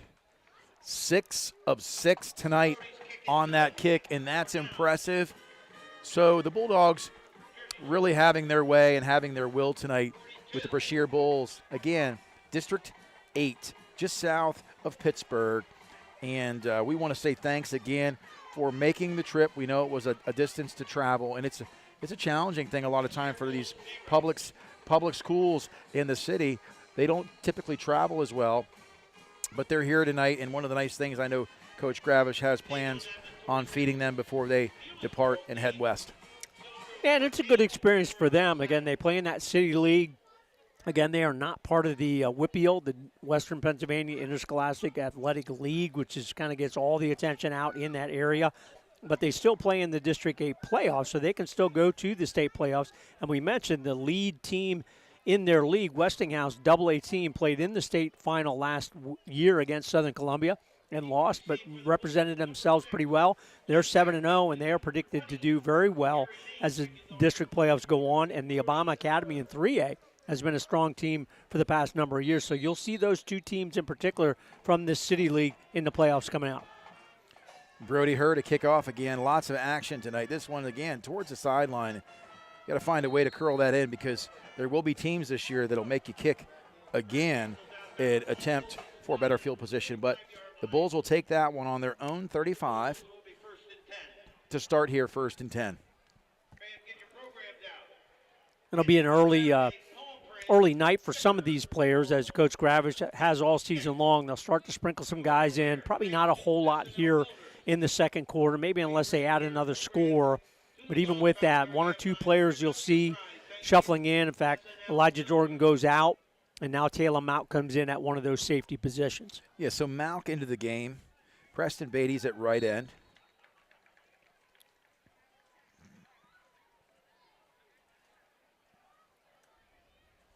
First and 10 here for the Bulls.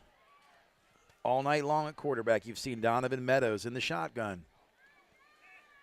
Going to look deep. It just nobody home. Again, they're slinging the rock tonight, and it's almost in desperation at times, just hoping to find someone they can connect with.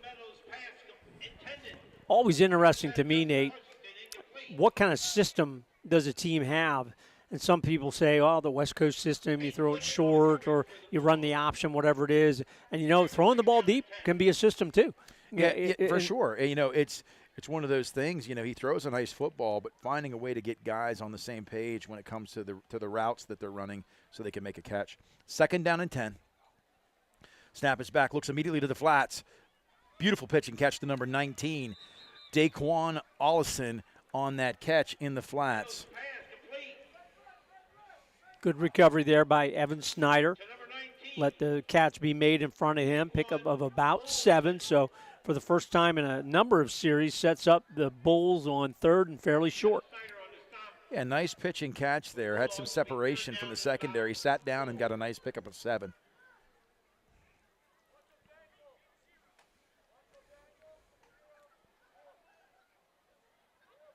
Everybody looking to the calendar of plays on their wristband. 3rd down and a long 3. Meadows in the gun. Immediate handoff up the middle. And he's met. Big stick.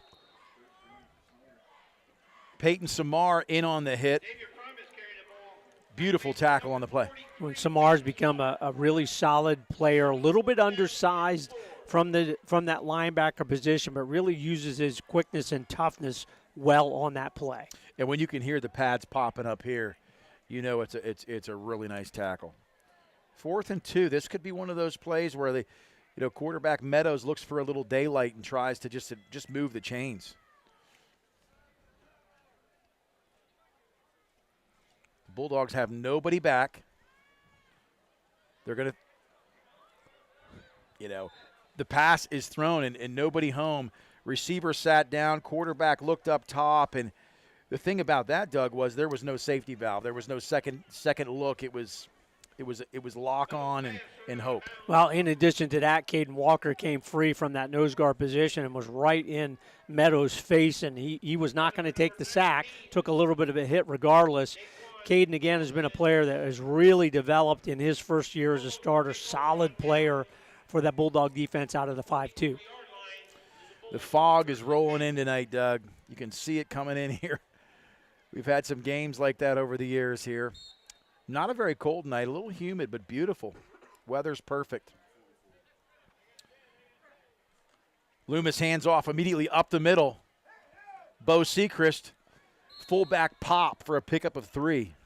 Good push there, right side of the line. Dyson Delaney, along with Zach Myers, who played in the past 2 weeks as Owen Vandruff's been out. Luke Thompson as well.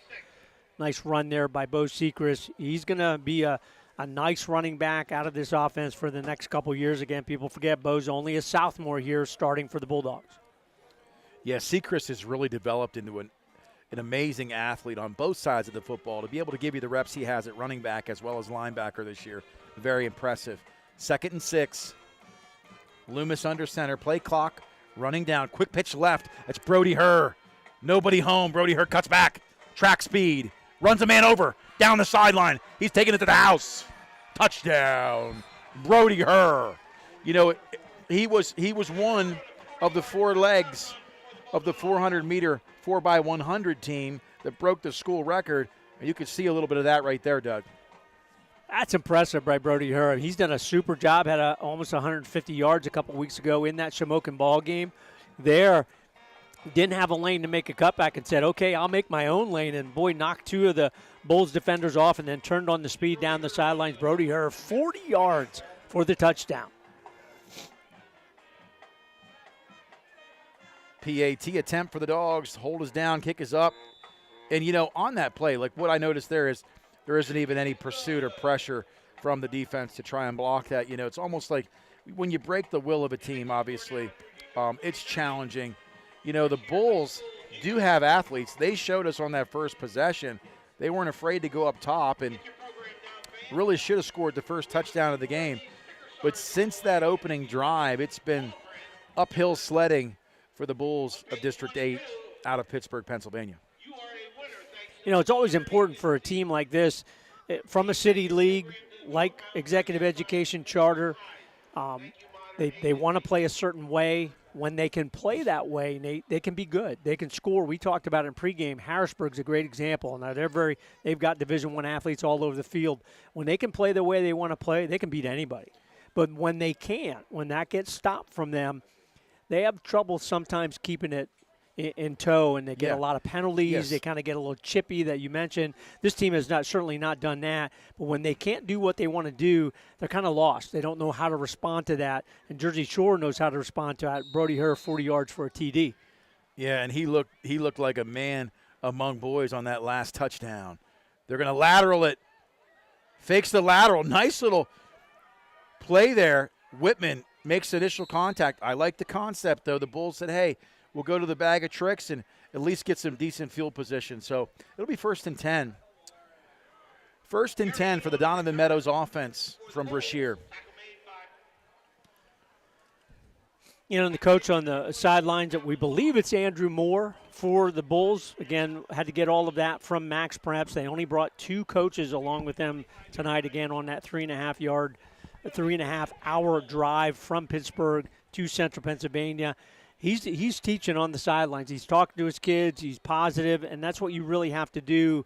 And they will have a game next week and then participate in the District 8 playoffs at the 5A level.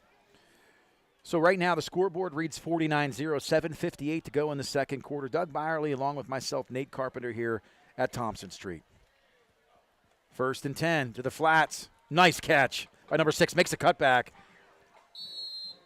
And that at least on first down, you know, you pick up a couple.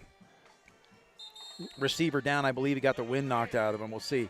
Zeke Sechrist giving a little pressure up the middle as well. Atkins on the reception there for the Bulls. And Nate, coming into week number 9, we always take a look at the power rankings, so to speak. I usually get them from WBRE. I seem to like that station a little bit more than the others that cover this area. Selinsgrove moved up to number 1. Jersey Shore stayed at 2. Southern Columbia, after the loss to Mount Carmel, dropped down to number 4. Dallas is in there at number 3. Lackawanna Trail at 5. Wyoming area, who Southern Columbia plays tonight, is at number 6. Scranton Prep is at number 7. Danville, super year for them so far, is at number 8. Delaware Valley, who Selinsgrove beat to start the season and started out 0-3, are now 5-3. They're at number 9, 5A school there. And then Mount Carmel gets back into the power rankings again from WBRE TV at 6-2. That'll be a great AA bracket in District 4 with Mount Carmel, Jersey Shore, and Troy as well, undefeated. I'm surprised Troy's not in that top 10 ranking, and they probably are going to put a loss on the Loyalsock Lancers here tonight. That is a great AA bracket in District 4, Southern, Mount Carmel, and Troy. Second down and 7 for the Bulls of Brashear. Looking to get some momentum going here in the second quarter. It's been tough sledding for them.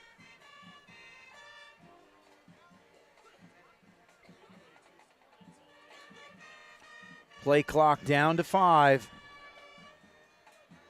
Snap is back. Going to look up top. Receiver slips. Nice. Oh, nice catch. And that's where it paid off, Doug. We saw that just now. And the receiver made a nice adjustment. Number 10, Justin Washington, got turned around, did a little blender thing, but picked up the catch. And Taylor Mauk had pretty good coverage there, but the ball was thrown on the opposite way. He could not go through the defender to make a play. And as you described, Nate, that offensive player made a really nice adjustment for a big gain for the Bulls. It's a big night tonight for the Dogs. They're looking to get back on the winning side here defensively. Great first down by the Bulls. Snap is back, trip side over the middle. Just short. Quarterback again. Got touched on delivery there by Brody Herr. No pressure there. Trent Severino, number 14 in as well. Brody Herr coming up the middle. And Brody's one of those players for Jersey Shore. He's played in the line. He's played at both defensive end positions. He's played from the linebacker position as well. Here on the line out of the 5-2. So it is second down and 10. Trips left, single back. Lineman calling out the blocking scheme. Snap is back, immediately thrown to the flats, and just a head over. Not tall enough on that one, Doug. Flag on the play. Going to be a late hit, possibly. We'll see. Might have a personal foul, late hit. They've been close a couple times. That one maybe just a half a second or a second late there. Going to cost the Bulldogs 15 yards, move the Bulls a little bit deeper into Jersey Shore territory. That'll take them down inside the 25 to about the 22. Want to give a quick shout-out to Dave Frabel, class of 1990. Listen, thanks for making the shirts this week. They're spectacular, commemorating the memory of Max Engel, but really celebrating years and years, decades of Bulldog tradition for the Bulldog Nation. I see you out in the Lingles parking lot right now. Thank you, my brother. But the Bulldogs, man, we've got people tuning in from all over. We appreciate your viewership tonight and your listening. 1st and 10. Quarterback snowed in, so from 1st and 10 to a loss of a couple on first down. A little bit of a jailbreak there. Boy, all 5 defensive linemen for the Bulldogs right in there. Slate Secrets, I believe, will get a credit there for the tackle for a loss. A couple of those in the ball game thus far for the Bulldog defense. You know, and that 5 yards is a mile when you're struggling to consistently move the chains. Whistle blown.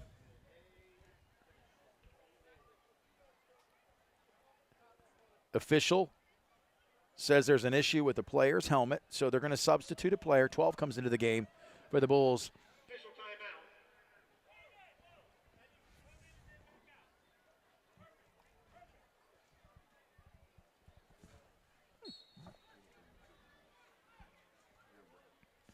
It's second down and 15. Ball on the 27.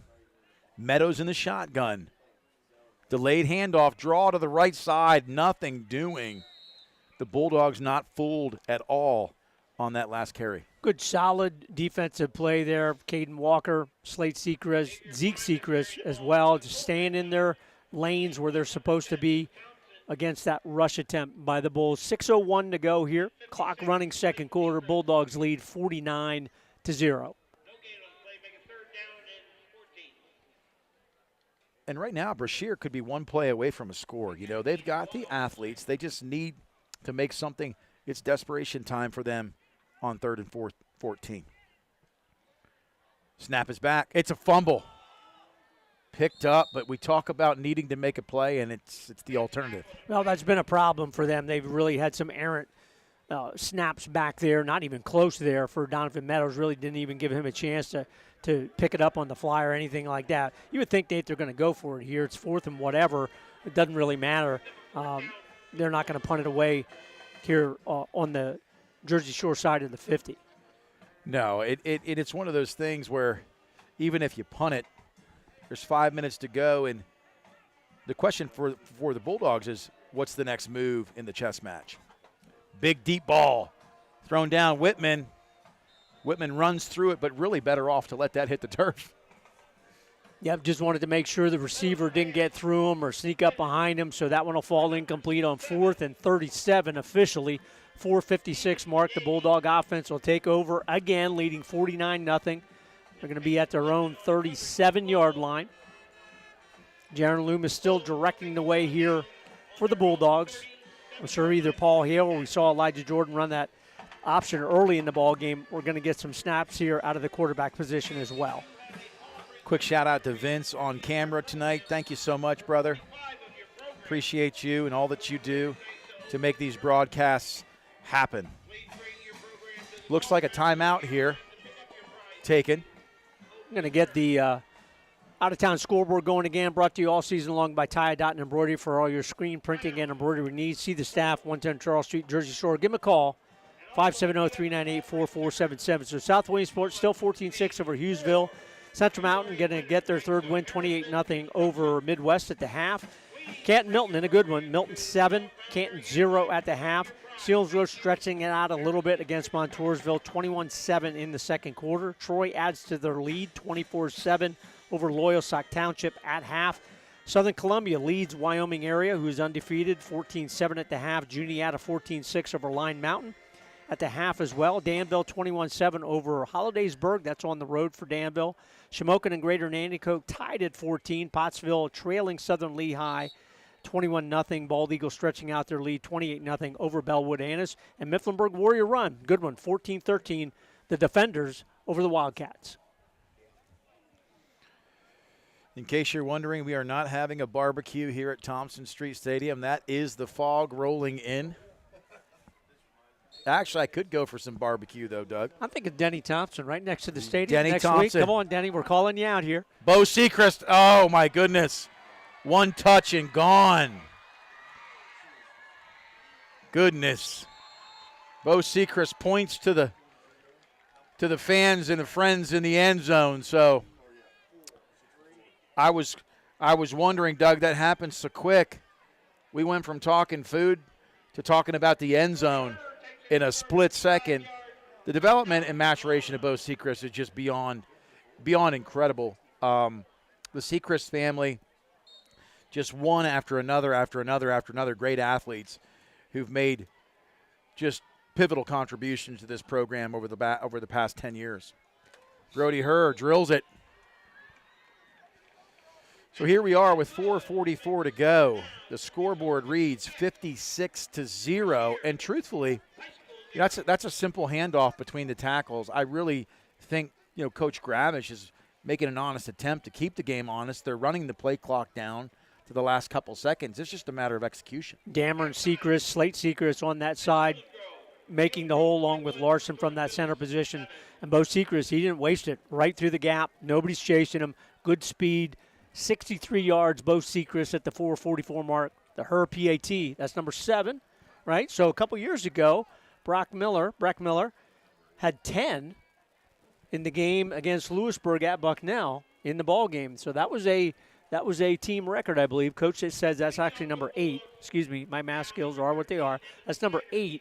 So Brody Herr, if we keep going here, is going to have a chance to challenge or maybe break Breck Miller's and PAT. That's the difference between you. See, I'm a positive person. Coach Davis isn't. I wasn't even questioning your math. You were so confident in your delivery. I was like, absolutely. Kick goes out of bounds. And I think, as much as that's 8 extra points tonight, that's also 3 or 4 kicks to the sideline. So I think we got to work on that a little bit. Yeah, it's interesting. The most effective kickoffs for Brody Herr and this Bulldog kickoff team all season long have been the kind of the worm burners right down the middle of the field. They're hopping all over the place. They get down. They're hard to field. When you try to drive them deep, it's just very difficult. Again, a little bit of moist, wet conditions here tonight. That does make a difference on the football as well. But that'll be something, again, against Central Mountain next week, again, in the playoffs against a very good Milton team that will probably come into that first week of the playoffs at 9-1. The Black Panthers, they will be a challenge in the first round of the 4A district playoffs here in Thompson Street Stadium. It's always a great day to be a Bulldog. Right now, I got to be honest with you, I'm actually kind of rooting for Brashear to put one in the end zone here tonight. Handoff up the middle between the tackles, down the outside. Spin.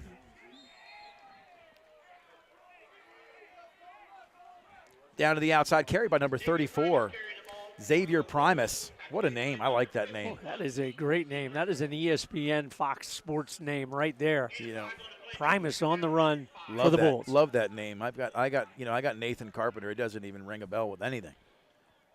Doug Byerly's smooth. In the gun. In the gun. Handoff up the middle. Tackle initially made by number 72. Initial tackle by Zach Myers. So Zach Myers really is a baseball player, converted football player. His father graduated around my time and was a power lifter. So his son, he's got some good genetics there. 6 foot 200. A lot of athletic guys for the Bulldogs. 3rd and 2. Paul Hale in at corner on the island over here. Sweely the other corner. Handoff up the middle. Makes a man miss. Breaks out of a tackle. Holds on to the football. Thought for a second there it was going to be a fumble, but first down, move the chains for the Bulls. 3rd and short. Bulls able to pick that one up. Zeke Seekers in on the tackle. Want to shout out number 25, Jace Fetzer. Only a freshman in at one of those linebacker positions as well.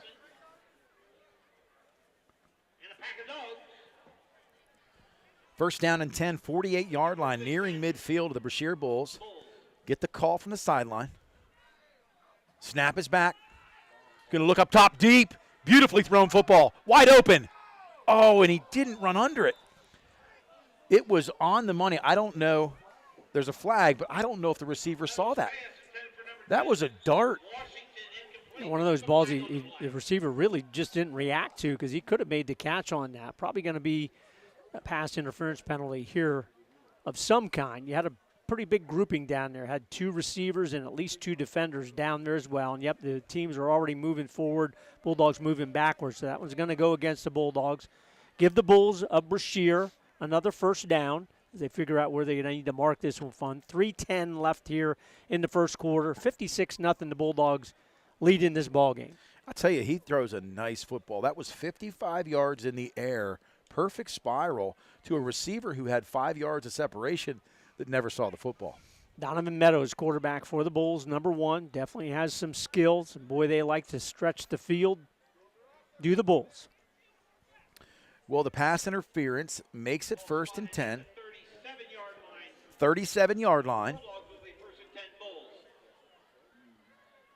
Snap is back. Immediate handoff up the middle. Tries to bounce it. Gets away.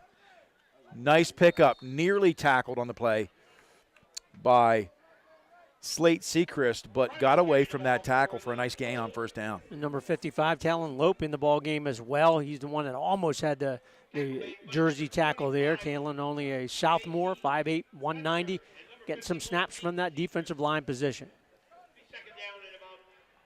So a nice pickup there on first down. 2nd and 4 now for the Bulls.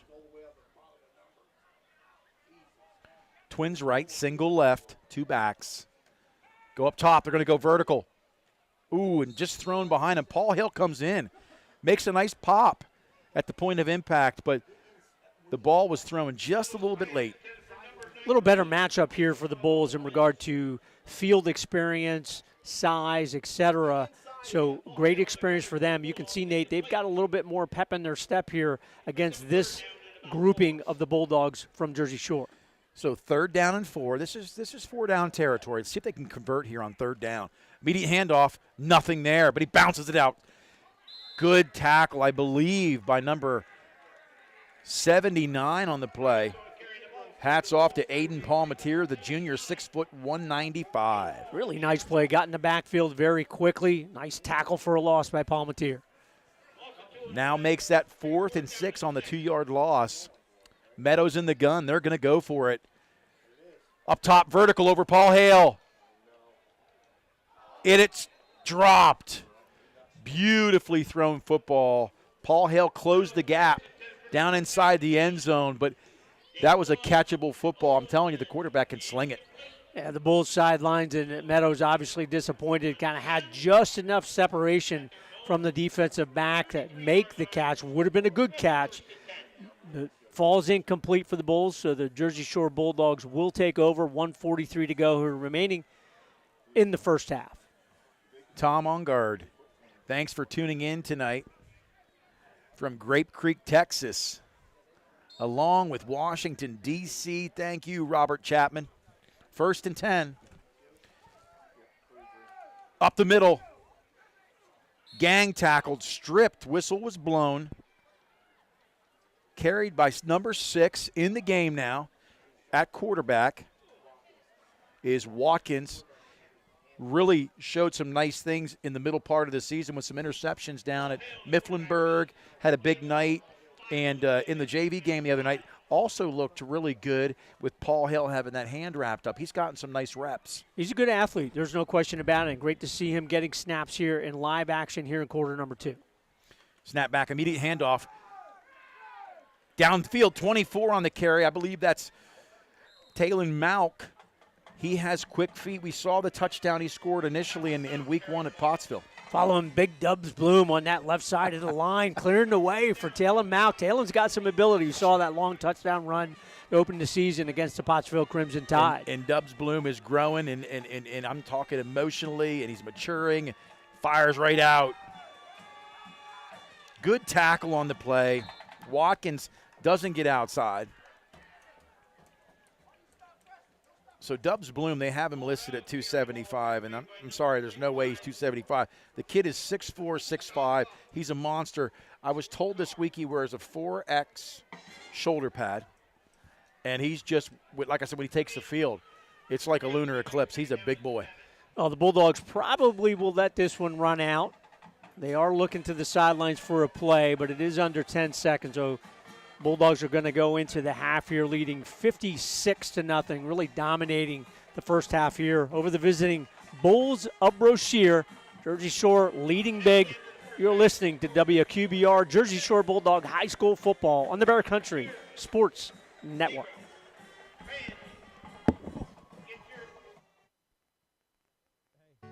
It seems like the cost of everything is on the rise. But Erie Insurance can help make sure your auto insurance premium isn't one of them. Avoid rate increases with Erie Rate Lock. Even if you have a claim, your rates won't go up until you change your car, driver, or address. Your local Erie agent is Brigandy, Gleghorn, and Hafley. Get a quote today. Erie Rate Lock is not available in all states. Other conditions and limitations at erieinsurance.com. Go to erieinsurance.com for company licensure and product details. Everything costs more, and lots of us are worried about how much we'll spend this coming winter to heat our homes. Make sure to call Hollick's Coal and Oil in Jersey Shore, 570-398-1190, providing stove, nut, pea, buckwheat, and rice coal, heating oil, outside mix kerosene, and off-road diesel. A fixture in the Jersey Shore community for the last 72 years. Hollick's Coal and Oil, ready to keep you warm this winter. 570-398-1190, online at hollickscoalonoil.com. There's still an Agway in your local area. X-Agway in Jersey Shore.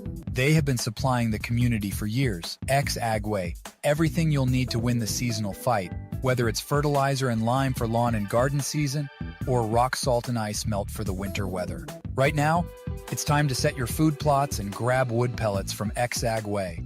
112 Harris Street, Jersey Shore, X-Agway, local people taking care of local people. 570-398-2770. If you want to sell a house or buy a house, make it Anchor Realty in Lock Haven. Dave Winkleman and his team are ready to help you. Dave's a Jersey Shore graduate. He's ready to help fellow Bulldogs get that deal they want. He's motivated to market your home and find you a new one. 570-858-0777 for Dave Winkleman and the team at Anchor Realty. Ask Dave how he can guarantee your home will sell within 90 days. 57 Belfont Avenue, Lock Haven. Anchor Realty, ready to serve you. 570-858-0777. My daughter is normally a little goofball. But after a bad night's sleep, she's too tired to be anything. That's why I trust Pure Z's Kids. Pure Z's Kids is mindfully formulated just for kids. Their non-habit forming, drug-free products help my daughter fall asleep naturally, giving her the rest to be her best. I'm a dinosaur. Her best dinosaur. Pure Z's Kids, for ages 4 and up when needed. Explore our products at zquill.com. These statements have not been evaluated by the Food and Drug Administration. This product is not intended to diagnose, treat, cure, or prevent any disease. B.A. Mikesell is a local residential, commercial, and industrial electrical contractor. With over 10 years servicing North Central Pennsylvania, B.A. Meixel has built relationships with home and business owners in Jersey Shore and beyond. Trust B.A. Meixel's trained electricians for all of your electrical needs. Take advantage of their industry-leading warranties. Call 570-398-7837 today to find out more. B.A. Meixel Electric, a proud supporter of Jersey Shore sports. For a great time, make it Baldbird's Brewing Company in Jersey Shore. Enjoy 24 different beers in the family-friendly tap room where pets are welcome too, and a full selection of local spirits, wines, and specialty cocktails. Don't miss our weekly family game night and trivia night. Baldbird's Brewing Company offers event space for meetings, weddings, and private and semi-private party spaces. Open Wednesday through Sunday. Baldbird's Brewing Company, Schaefer Lane, Jersey Shore. Online at baldbirdsbrewing.com. Need insurance? See Fager Insurance. Fager Insurance at 511 East Church Street in Lock Haven is an independent agency representing Erie Insurance. Fager Insurance works for you to get the best coverage at the best possible price with superior service. You are the person that counts. If you have a loss or claim, Fager Insurance will be there to guide you through the process. Fager Insurance offers auto, home, flood, business, and life insurance. Since 1964, Clinton County residents have trusted Fager Insurance at 511 East Church Street, Lock Haven. You should too. Fager Insurance. Fred Ham Disposal has proudly served the community with residential and commercial trash removal for the last 55 years. They're a family-owned company that cares about the environment and their customers, providing extensive trash removal and recycling options. Their fleet of trucks provide reliable pickup service, and they give you a chance to pay your bill online. Fred Ham Disposal, here for you. Call 570-398-1814. Fred Ham Disposal. We have moved. Alexander Kia is offering the same great deals on new and used Kias at our new location on Broad Street in Montoursville. Come see Doug Hilliard and the great selection of 2024 Kias, the Telluride, Seltos, and the amazing all-new Kia EV9. SUV capability, EV power. Take advantage of all the extras available at Alexander Kia, including free state inspection and car washes with every service appointment. Alexander Kia, Broad Street, Montoursville, online, alexanderkia.com. At Simply Safe, our award-winning home security has advanced sensors, HD cameras, and now this 24/7 LiveGuard protection. Only from Simply Safe. Monitoring agents can see and speak to intruders through our indoor camera to help stop crime in real time and for fast police response. Now get 45% off any new system with Fast Protect monitoring at simplysafe.com/radio. Advanced home security, 24/7 professional monitoring for less than $1 a day. There's no safe like Simply Safe. Everything you need in one place. Jiffy Market in Jersey Shore. Now your first choice for great hot food, breakfast sandwiches, bagels, French toast sticks, boneless wings, hash browns, garbage fries, and taco wraps. PA lottery tickets and skill games at ATM, fresh-made sandwiches, meat and cheese by the pound, snacks, candy, slushies, and more. All at Jiffy Market. Everything you need in one place. Across from the post office in downtown Jersey Shore. Stop and shop. Jiffy Market in Delhi. Bear Country, 99.9 FM. Nate Carpenter, Doug Byerly. Scoreboard reads 56-0. We're taking a halftime break. We're going to bring you some stats right now. We're going to talk a little bit about some of the sponsors, Doug, and how fortunate we've been all season long to have the support we have. Shout out all season to our patron sponsors, Steve and Alicia Wadsworth from Lock Haven, for their full package support of our broadcast and support of the Jersey Shore High School Bulldog football team this season. Kickoff's brought to you by Joe's Equipment, Cement Drive, Jersey Shore. Visit Erin and her staff for all your equipment needs, steel products, parts, and service. For all those outdoor projects, give them a call, 570-398-1391. Out-of-town scoreboard coming up here after the next break, brought to you by Tie Dot Embroidery. For all your screen printing and embroidery needs, see the staff at 110 Charles Street, Jersey Shore, and give them a call at 570-398-4477. The season is dedicated to Duke Fravel in remembrance of all the supportive Jersey Shore High School athletic teams and the local community. And coming up here in the second half, our Mountaintop and Provisions player of the game. Go see them in the beautiful Pine Creek Valley. Great food, great venue, great place to be.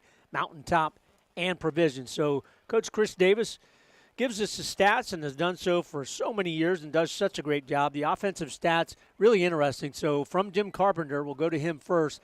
First half time of possession, Jersey Shore only held the ball for 7 minutes and 33 seconds, but obviously pretty effective in that, giving 56 points on the board. Brashear held it for 16-27. Bulldogs only ran 23 plays. Brashear ran 46. And Jim noted twice as many plays and over twice the time of possession, yet Brashear's down 56-0. Again, the argument that we always give, sometimes that time of possession means absolutely nothing. This is the case tonight. So the offensive stats, Elijah Jordan, 4 carries, 67 yards, 2 TDs, 1 from 46, 1 from 17. Tate Sechrist, 7 carries, 62 yards, 2 TDs as well, 1 yard to open it up, 1 4 yards as well. Brody Herr with a really nice 1 carry, 40 yards for the touchdown. And Bo Sechrist, 2 carries, 68 yards, one of them a 64-yard touchdown run as well. Through the air, obviously, even though Jaron Loomis comes into the ball game with almost 1,600 yards, 1,558 officially, and Dathan Tyson leads District 4 in receptions. They haven't had to throw the football hardly at all. Loomis is 3 for 5 for 30 yards, one of them a 15-yard touchdown to Elijah Jordan. And Ashton Sweeley, of course, opened up the scoring with the special teams, 79 yards officially on that really dynamic punt return to open the ball game. And then the scoring as it went, punt return by Sweeley in that first quarter, as we mentioned, Bulldogs. And again, we won't repeat it. Herr was good on the PATs for all of them. And then the 15-yard, I skipped one there. Tate Sechrist on the 1-yard touchdown run made it 14-0. Elijah Jordan on the 15-yard touchdown pass made it 21-0. Interception by Evan Snyder sprinkled in there as well. 46-yard run by Elijah Jordan, and that was a very dynamic run as well. 28-0 Bulldogs. Jordan added a 17-yard touchdown run. Interception by Sweeley with a 20-yard return. Set up Tate Sechrist with a 4-yard touchdown run. Then the Brody Herr touchdown run of 40 yards, and then all capped off there in the first half. Bo Sechrist, 64 yards on the run. So all of that totals up 56 yards. And, Nate, you mentioned the fog. It is rolling in here. Allegheny Street, Thompson Street Stadium, the Bulldogs, they are winning big, 56-0 here at the break. We can't wait to talk more about the first half when we come back after this commercial. You're listening to Jersey Shore High School football on the Bear Country Sports Network. It's time for an insurance review. Every now and then, you need to know you're getting the best coverage at the best price. So here's a phone number, 570-865-5191. State Farm agent Jason Eberhardt will give you an overview and make recommendations on how you can protect yourself and your family. Auto, home, life, health, property, or business, it's Eberhardt State Farm. Available online at insurejerseyshore.com. Eberhardt State Farm in their new offices, 600 Allegheny Street, Jersey Shore. 570-865-5191. Muncie Bank and Trust is proud of its long history of guiding families and business owners on their financial journey. When it comes to serving our communities, we know that trust, integrity, and reliability are what you've come to expect from Muncie Bank and Trust. So whether you're a family looking to purchase a place to call home or a business owner seeking the capital to grow, your journey to making those dreams a reality starts at Muncie Bank. Learn more at munciebank.com. FDIC insured, equal housing lender. Everything you need in one place. Jiffy Market in Jersey Shore. Now your first choice for great hot food, breakfast sandwiches, bagels, French toast sticks, boneless wings, hash browns, garbage fries, and taco wraps. PA lottery tickets and skill games and ATM fresh-made sandwiches, meat and cheese by the pound, snacks, candy, slushies, and more.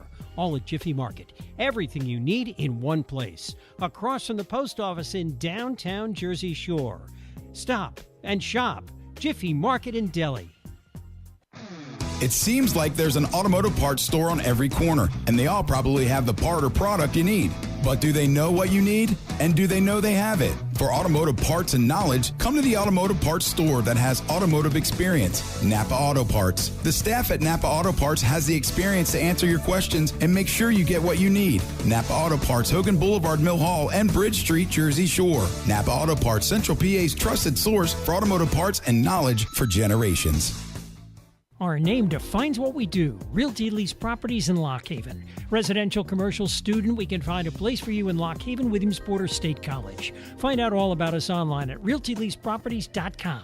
Everything from available space to documents you need to apply. You can even pay your rent online. Call Dana or Selena, 570-748-7032. Realty Lease Properties, East Main Street, downtown Lock Haven. Open Monday, Wednesday, and Friday 9 till 4, Tuesdays 9 till 12:30. Start leasing today. A proud supporter of the Jersey Shore Bulldogs, TLC Fuels is a family-owned local business. Established in 1998, TLC Fuels serves residential, farm, and commercial customers from their Jersey Shore location just off of Route 220 at the Pine Creek exit. From fuel oil to diesel fuel and gasoline, TLC Fuels has thrived on a consistent dedication to you and your family. Call 570-753-5722 today. WQBR 99.9 FM. Nate Carpenter, Doug Byerly, we are back. It's that time again. The out-of-town scoreboard, and there are some barn burners tonight. Troy from the Northern Tier putting it to the Loyal Sock. Doug, you got a score on that. Again, the out-of-town scoreboard brought to you all season long by Tie Dot and Embroidery. Go see the folks there, Charles Street, Jersey Shore. Give them a call at 398-4477 for all your screen printing and embroidery needs. South Williamsport 14-7 over Hughesville in the third quarter. Selinsgrove 21-7 over Montoursville. Pretty good game there. Troy 38, Loyal Sock Lancers 7 in the third quarter. Troy's very good, man. They're 8-0, and they just run it right at you and really do some nice things. Milton still 7-0 over Canton.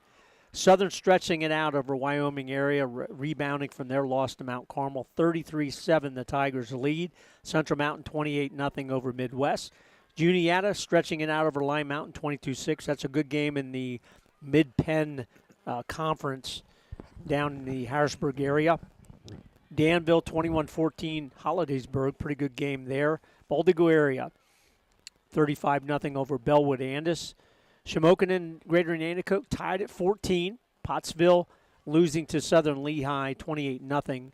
Coudersport, wow, all over Bucktail 41-6. The Bucks have been really in every ball game, but Coudersport putting it to them tonight. Mifflinburg Warrior Run, that's still a good one. 14-13 Defenders over Mifflinburg. Hazleton 21-7 over the Millionaires of Williamsport in the third quarter. Muncie going to extend their winning streak 33-0 over Northwest area. Mount Carmel all over Shikellamy 55-0 at the half. Braves a little bit outmanned there. Lewisburg going to get their second consecutive win, 32-7 over Bloomsburg in the second quarter. And we'll add a couple more here. West Branch over Meshannon Valley. West Branch, so well, we got one more here, Coach. Tyrone 35, Penns Valley. That's a little bit of a surprise there. Penns Valley's a pretty good team, but that's Tyrone Golden Eagles. 35-0. So, again, our out-of-town scoreboard. Appreciate Tie Dot and Embroidery for their sponsorship, and Coach Hale from letting me use his phone for that all season long. Yeah, you know, the Mount Carmel game last week where Southern was sort of stunned looking back at that game. You know, Southern Columbia put the football, turned it over 5 times. And as Jim Roth said, Coach Roth from Southern, that they did not have an answer for the Mount Carmel screen attack. Never made the adjustments. They were screened to death. And Mount Carmel, who has 2 losses, came to play last week and continues to come to play. They're going to be a tough out. Right now, between Mount Carmel, Southern, and Troy, it's going to be a battle for the district title. Well, and one of those losses that the Red Tornadoes of Mount Carmel have is to Milton. They lost 12-7 to Milton at Milton. The defense of Milton, the Black Panthers, is very, very good. So Jersey Shore Bulldog fans, you know that Coach Gravish and his staff and players know about that. That more than likely will be the first-round District 4 4A game here in Thompson Street Stadium if everybody kind of plays out this week and next week. The Milton Black Panthers, we saw them a couple years ago. You did the game down there. I think they played the game at Danville, and Jersey Shore kind of rolled over them. Milton has continued to build their program, and they are very, very good, particularly on the defensive side of the football. And that's one thing, like when we talk about good defenses, a lot of defenses are great when it comes to the run, where they may lock down on the passing attack. I think what makes the Bulldogs so effective this year is that even when they're missing pieces, they're able to stay balanced, to keep defenses honest, to share the wealth. We talked about the receiving core now being 4 or 5 receivers deep, our running backs being 3 or 4 deep. Now you've got the option, when healthy, Loomis, Paul Hale, Elijah Jordan, or even the Carson Watkins, who's developing not only in the secondary, but also as a potential future quarterback. Well, and that's why these games are so important. You say, well, it's 56-0, game is over at the half, and it is. Bulldogs are going to go to 8-0-1 on the season without question. This whole second half will be played in the mercy rule. So, again, the clock will not stop unless there's a injury or a score in the ball game. So this second half will go by pretty quickly. But what you talked about, Nate, those players getting reps in the second half in a game like this is very, very important. We will certainly, if we see any of the starters, it would be only for the first series or two. More than likely, we won't see them. Players continue to get healthy, and hopefully we can get Owen Vandruff back next week as well against Central Mountain. Good rivalry game against the Wildcats, about 10 miles or so down Route 220, and they're going to be coming off a big win tonight against the Midwest Mustangs as well. So they're going to be coming into Thompson Street Stadium next week feeling pretty good about themselves. We're going to take a brief break, go back to the station before the start of the second half. You're listening to Jersey Shore High School football on the Bear Country Sports Network. Barn honors a Western legacy built by those who persevere through resourceful determination. Ariat honors that same legacy by bringing innovative technology to classic pieces. Driven by a dedication to the craft, Ariat blends timeless Western artistry with advanced performance features for the modern cowboy and rodeo athlete. Out west, ingenuity is second to none. Ariat at Boot Barn.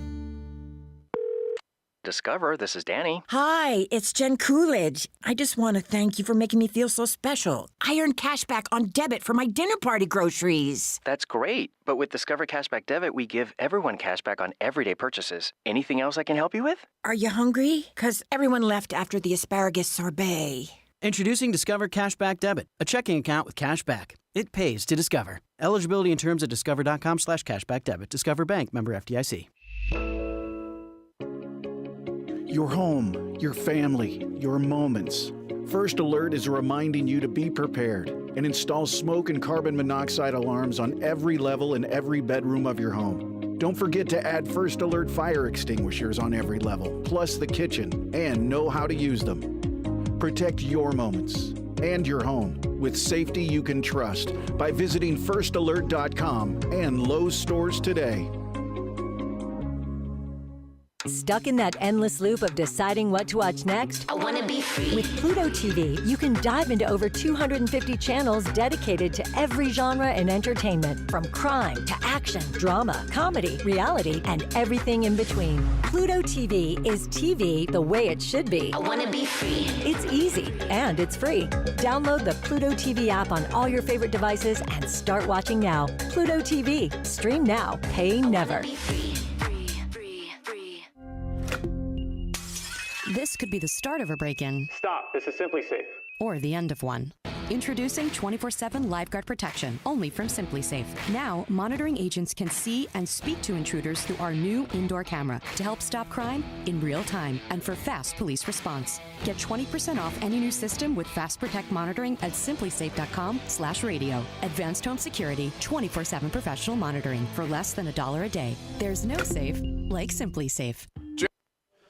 Nate Carpenter, Doug Byerly, we are back. It's going to be 12 minutes on the clock, 35 points or more, and it's 56-0, meaning the mercy rule's in effect and the clock stops very limited. So this should be a rather quick second half. But, you know, Jersey Shore, as you said, Doug, getting a lot of players opportunity to get reps. And Tom Gravish has said many, many times in the weekly interview, even off the record, he just loves it when all the guys get a chance to play because, you know, I remember even in my high school years, there were some kids that never saw the field. And as a result, you know, you don't have the depth that you could have. And so the Bulldogs obviously used tonight as an opportunity to get guys in the mix, to work on being balanced, and to also work on the next man up as far as specific positions like quarterback or running back or receiver. And we talked about Dubs Bloom. He's only a sophomore. He's 6'4", 6'5", 340, and he's really growing into a fine young man. And I talked to Dyson Delaney at the Y this week, and he said, you know, Nate, I was soft as a sophomore, and that's our number 74. He said, I had to learn how to be a little more gritty. And in his confession, he said, I see Dubs Bloom's future looking really bright. as he gets some of this experience that he needs. Well, we targeted him. We talked about him there at the end of the first half, and let me tell you, he made contact. He's driving the defender off, and that's what you want to do when you're that big, Nate, at the high school level. It's hard to have good technique because a lot of times you don't have to have it. You just run over somebody. But if you want to be a good player, not only at the high school level, but a guy like that with that size, if he can show some skill, people will say, hey, Dubs, you want to play at the next level, we'd love to have you because you can't teach size like that.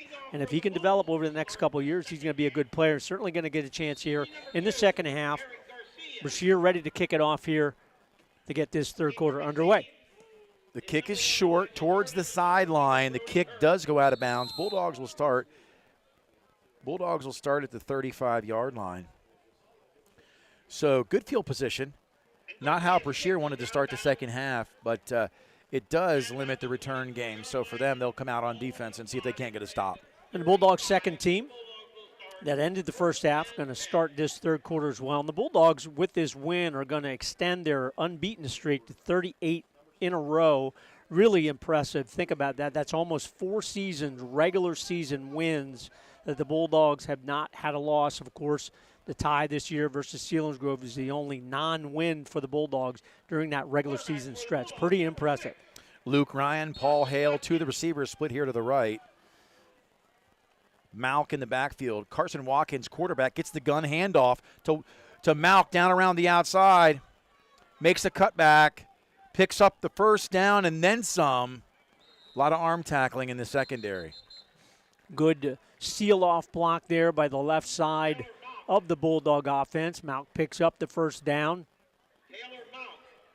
with the run. Again, running clock here in the second half.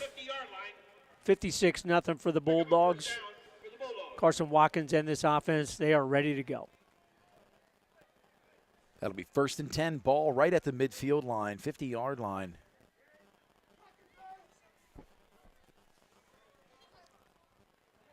Watkins in the shotgun at quarterback. Handoff immediately to Malk. Malk down around the right side. Shifty, moves his hips, picks up about 6 yards. We'll make it 7. Nice run there on first down for Malk. A little different look for us. Carson Watkins, we've not seen him out of that quarterback position for varsity ball games. Again, Paul Hale has that hand issue, so moving him to a receiver. And a guy like Paul Hale, he could be a very good addition to the offense from that slot back wide receiver position as well. He's got some skills that he can use in that kind of role. Yes, for sure. He, looking really, really good in the depth chart. 2nd and 2, handoff immediately to Malk. Initial contact not made. He bounced to the outside, down the sideline, makes another man miss. Scooting down outside, right around the 20-yard line. Malk is shifty. Has a good burst of speed. We saw that in game number 1 where he went, I believe, 56 yards for a touchdown against the Pottsville Clemson Tide. You give him a seam, he can go. It'll probably be pretty vanilla offense, run right, run left, whatever, and Malk's probably going to get the bulk of the carries, particularly on this drive. So twins right, twins left. Paul Hale slides from the right side, makes it trips left. It's going to be 1st and 10 on the 20. Carson Watkins in the shotgun. Milking the play clock. He's going to keep it. Watkins makes a cutback. Holds on to the football. They tried the rip and strip.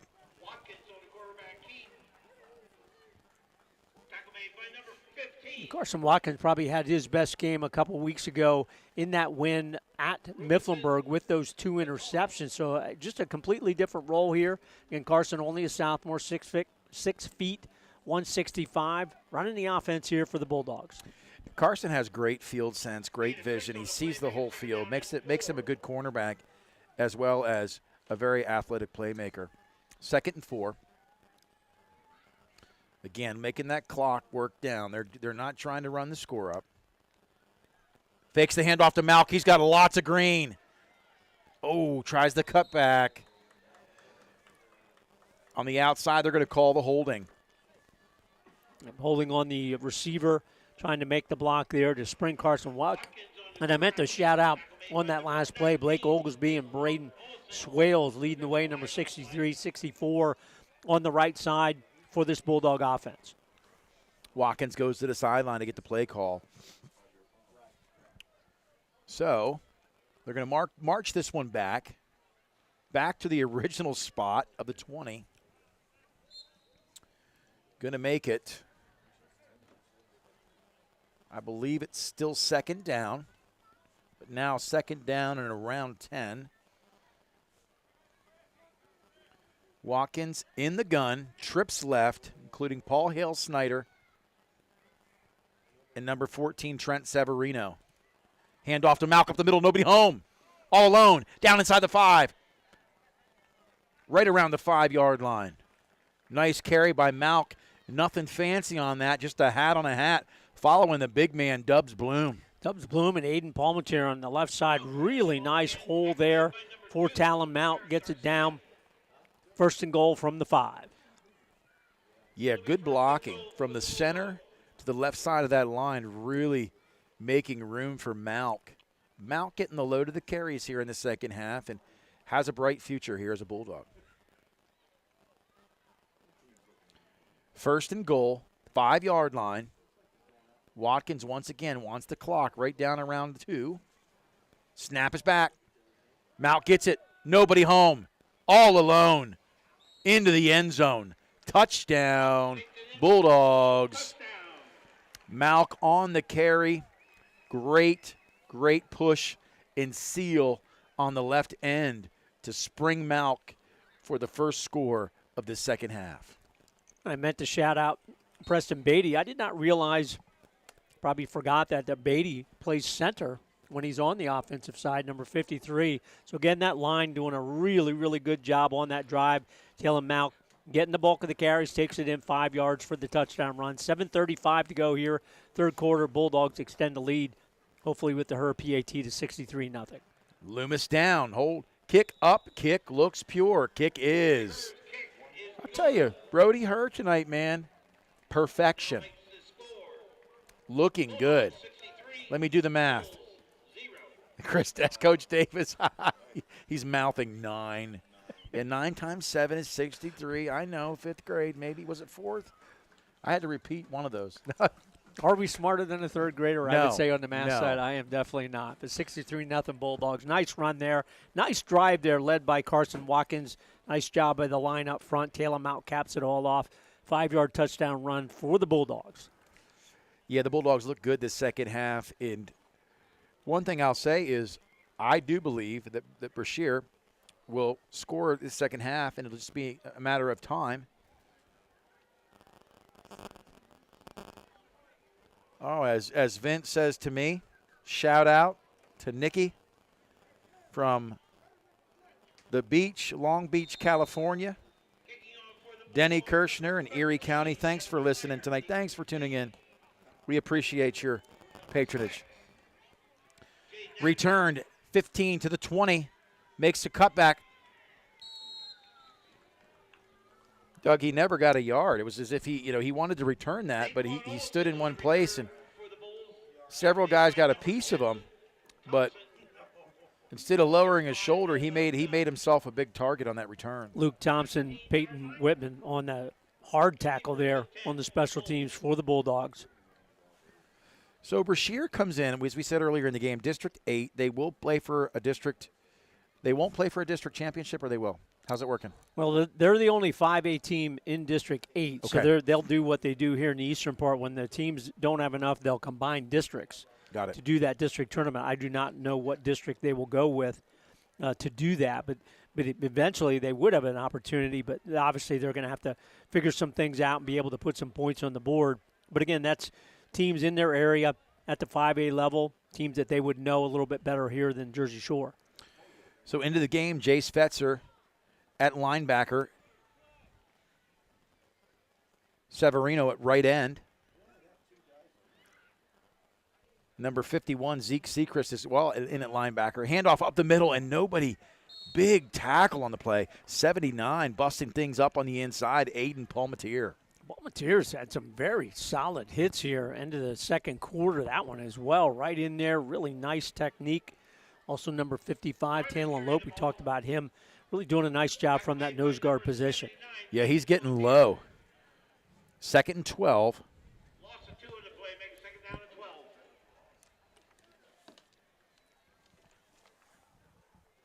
Taking their time as well are the Bulls.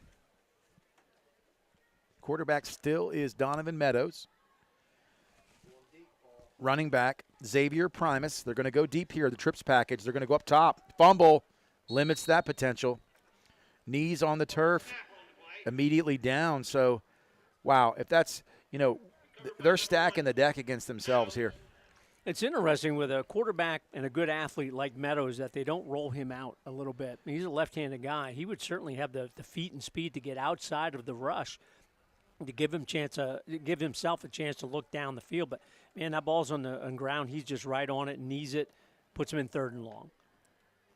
Yeah, and he is fleet of foot. I would agree. Move the pocket a little bit. Give him a chance to beat you with his feet. They're going to go deep to the single receiver side. Nicely thrown ball. Beautiful breakup, though. Step for step in stride was Carson Watkins. So from quarterback to corner, making a breakup on that play.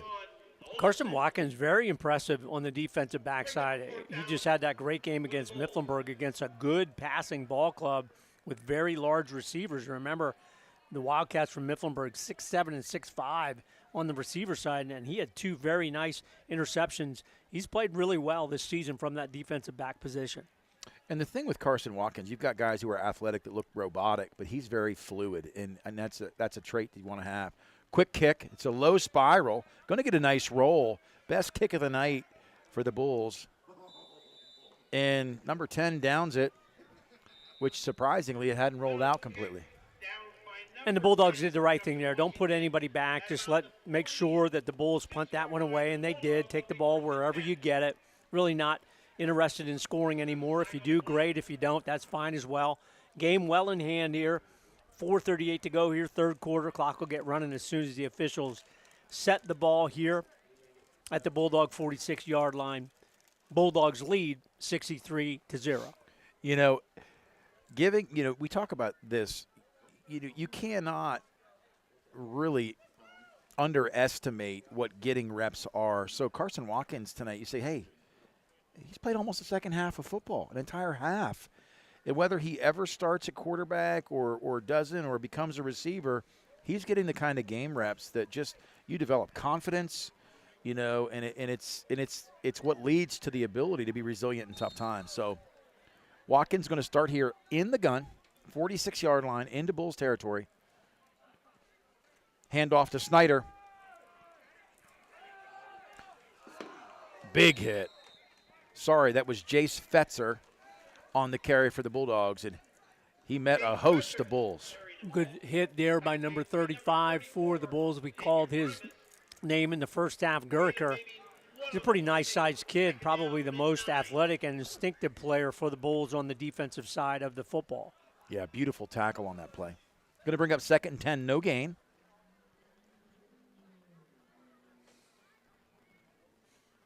Watkins in the gun again, letting the play clock. They're doing their best to run the clock down.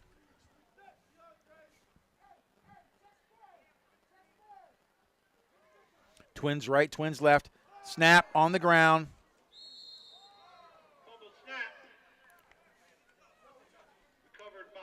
And that's one of those things where you're waiting 15 seconds to get the play off, and it honestly, it's like hurry up and wait.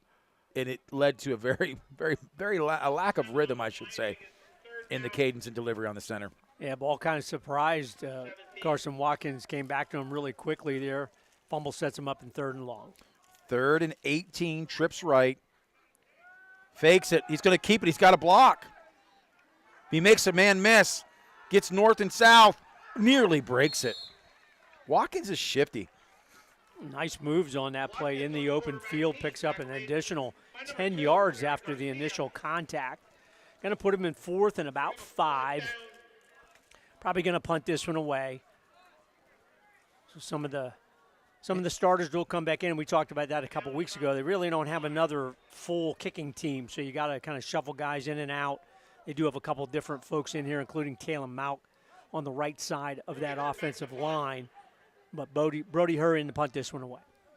One of the things Coach Gravish also said is that it keeps your athletes in the game, regardless of the score. Oh, Brody Hur's going to keep it down around the outside. So Brody Hur got a low snap, wasn't sure if he was going to kick it or not, and kept it. Made the decision right away. You can't fault him for that. And, again, we saw him do that in a really important part of the game a couple weeks ago at Executive Education Charter Academy, where he made a tremendous run with a spin move to pick up a big first down when that game was kind of still in question in the first half. Easy one there to pick up the first down. Carson Watkins in the offense back on 1st and 10. 1st and 10, Bulldogs on the 25. Brody Hur's scamper picked up a chunk of those 4th down yards.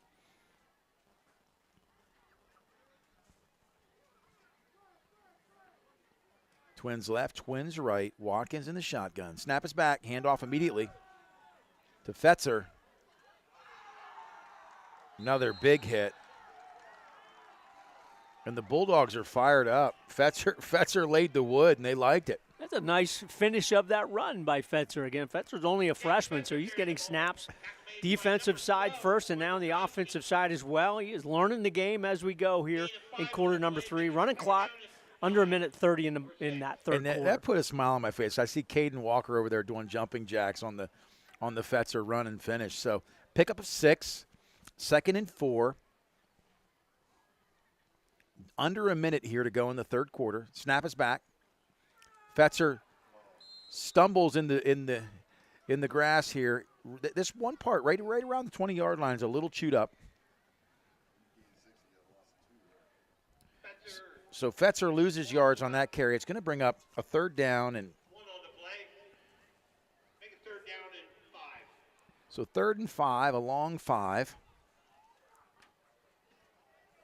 They're going to get one more play off here before the end of the third quarter.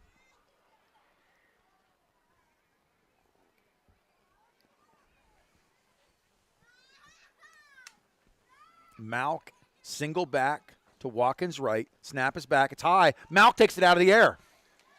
Heads up play by Malk. He's going to have the first down.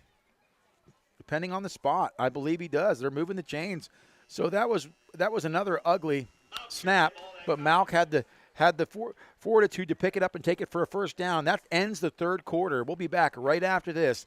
You're listening to Jersey Shore High School football on the Bear Country Sports Network. Serving the Jersey Shore area community. All Round Tire, your hometown service and tire sales center. Family owned and operated, All Round Tire features Cooper, many other tire brands, including Michelin and Firestone. Make us your first choice not only for passenger, light truck, farm, and ag tires, but also for service, brakes, exhaust belts, and hoses, and we offer the only vulcanized flat repairs in the area. PA State Inspection 2, open weekdays 8 till 5, Saturday till noon, All Round Tire. Cement Hollow Road, Jersey Shore.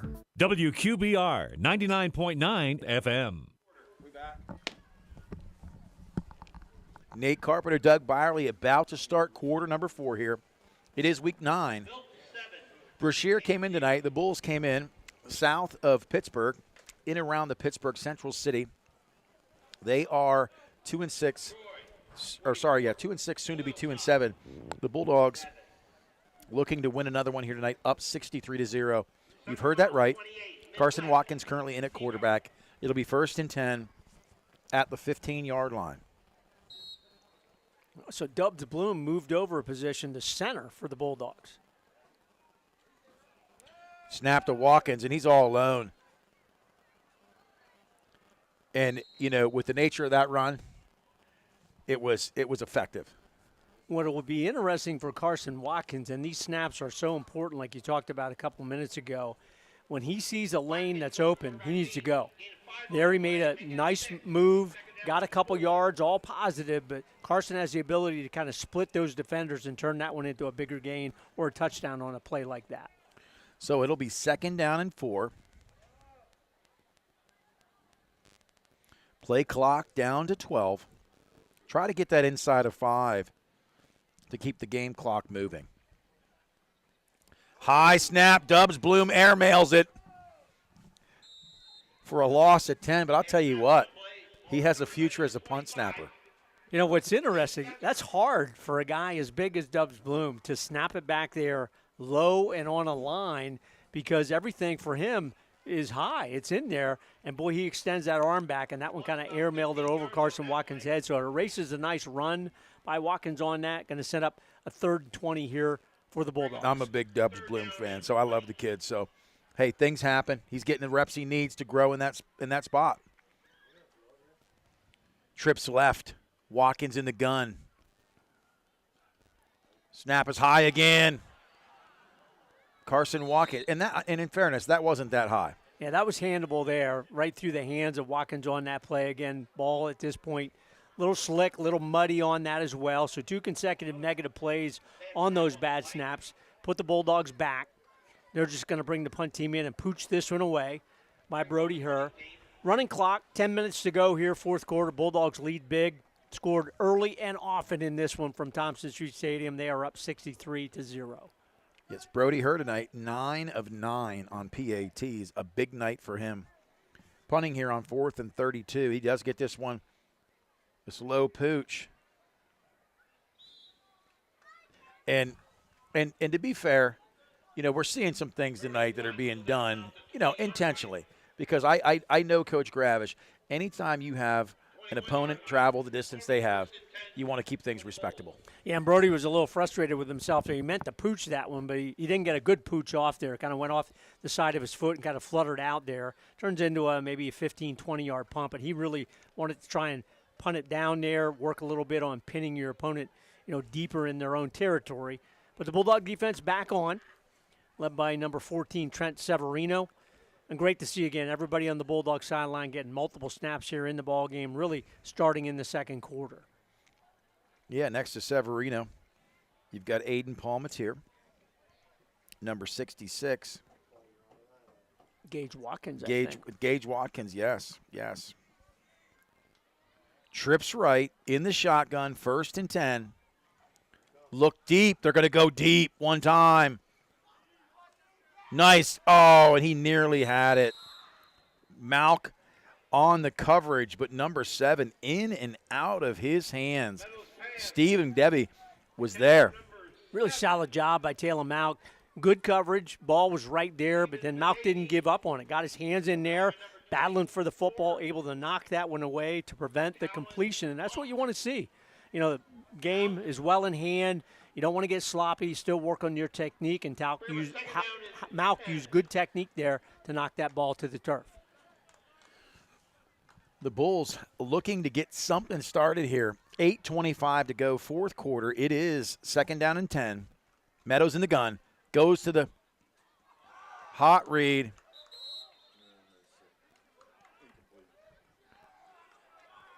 Oh, that's an INT. Well, the official over here signals incomplete. Okay. Yep, and this one does from the rear side as well. So Fetzger almost had his first career INT, but they say nope, hit the turf first, ball incomplete. In fairness, the officials were waiting for the call to be made by the line judge over here. When he finally got around to it, both teams had made their mind up of what they were going to call, and it was off. So I do believe it was the right call. I feel it hit the turf. So. And the Bulls call a timeout on that. Coach Hale, you have any of those out-time scoreboards? We'll do one more time here while we have a break. May not get a chance. Some good scores across the valley. Wow, Troy putting it on Loyalsock, 44-7. Selinsgrove stretching it out against Montoursville, 35-7 in the 4th quarter. Southern Columbia onto a really solid bounce-back win, 34-7 over Wyoming area. Lime Mountain comes all the way back, takes the lead, 26-22 over Juniata. Shamokin adds 2 scores, 28-14 over Greater Nanticoke. So the Indians playing well as they're prepping for the Eastern Conference playoff. Central Mountain, we don't have an update on that, 28-0 at half. Danville adds a couple scores, 28-14 over Hollidaysburg. Pottsville losing big, 48-0 to Southern Lehigh. Mount Carmel 62-7 over Shikellamy. Buckdale comes back a little bit, but Coudersport still leads 48-20. South Williamsport and Hughesville in a good one, 21-12. And don't have an update on that Mifflinburg Warrior Run game as well. Williamsport Millionaires also still trailing 21-7 to Hazelton area. after the timeout, 3rd down and 10 in the shotgun. Looking over the middle, wide open, number 6, but met immediately by number 7, Luke Ryan. Luke Ryan shows up for the after party, makes a big tackle.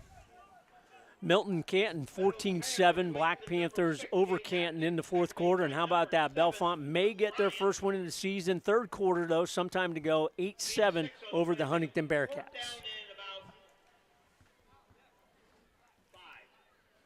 So 4th down and right around 5 yards. Going to the wristbands, I think they're going to go for it here, which is surprising. So obviously you're down 63-0. You think, why not go for it? But it just creates such a short field for the Bulldogs. Not a good throw there by Meadows. He's made a couple good throws tonight, but really didn't even give his receiver a chance to kind of get out of the break there. If he would have been open, had a chance to make the reception. But the incompletion does stop the clock momentarily. 6:55 to go here. Bulldog offense ready to take over. See if they can add with the second team. 63-0 Jersey Shore. So the Bulldogs will start in the gun. Carson Watkins in the gun. To his right, number 25, Jace Fetzer. Immediate handoff to Fetzer. Makes a man miss, but he's tackled immediately. Pushed backwards by number 3. Tackle on the play by Keandre Davis. You know, we mentioned Jace's name a couple of times. Again, he's only a freshman, 5'10". He's got hood height. Will add some weight at 155. Just kind of learning, what do I do out of that running back position? When do I turn it up? There, got met in the backfield. No gain on that play. 2nd down and 11. Frabel goes in motion left to right. To the trip side. Watkins. Play clock coming down. Snap the football. He's going to keep it. Gets a block by Fetzer. Makes a man miss. Down around the outside. Dancing. Down inside the 20. We'll see where the officials mark this. Nice run there by Carson Watkins. Positive yardage. Going to take it down, bring third and short for the Bulldogs. Probably in 4th down territory. You're real deep in your opponent's territory at the Bulls' 26. So the Bulldogs looking good here tonight. 5.5 minutes to go, 4th quarter, 3rd down and 3.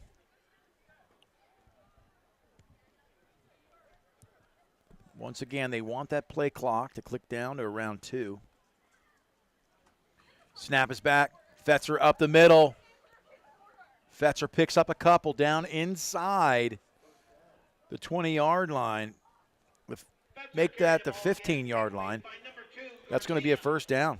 Nice run. Good hole again, opened up by Dubs Bloom and the center of that Bulldog line. Kalen Lope leading the way as well. Nice job.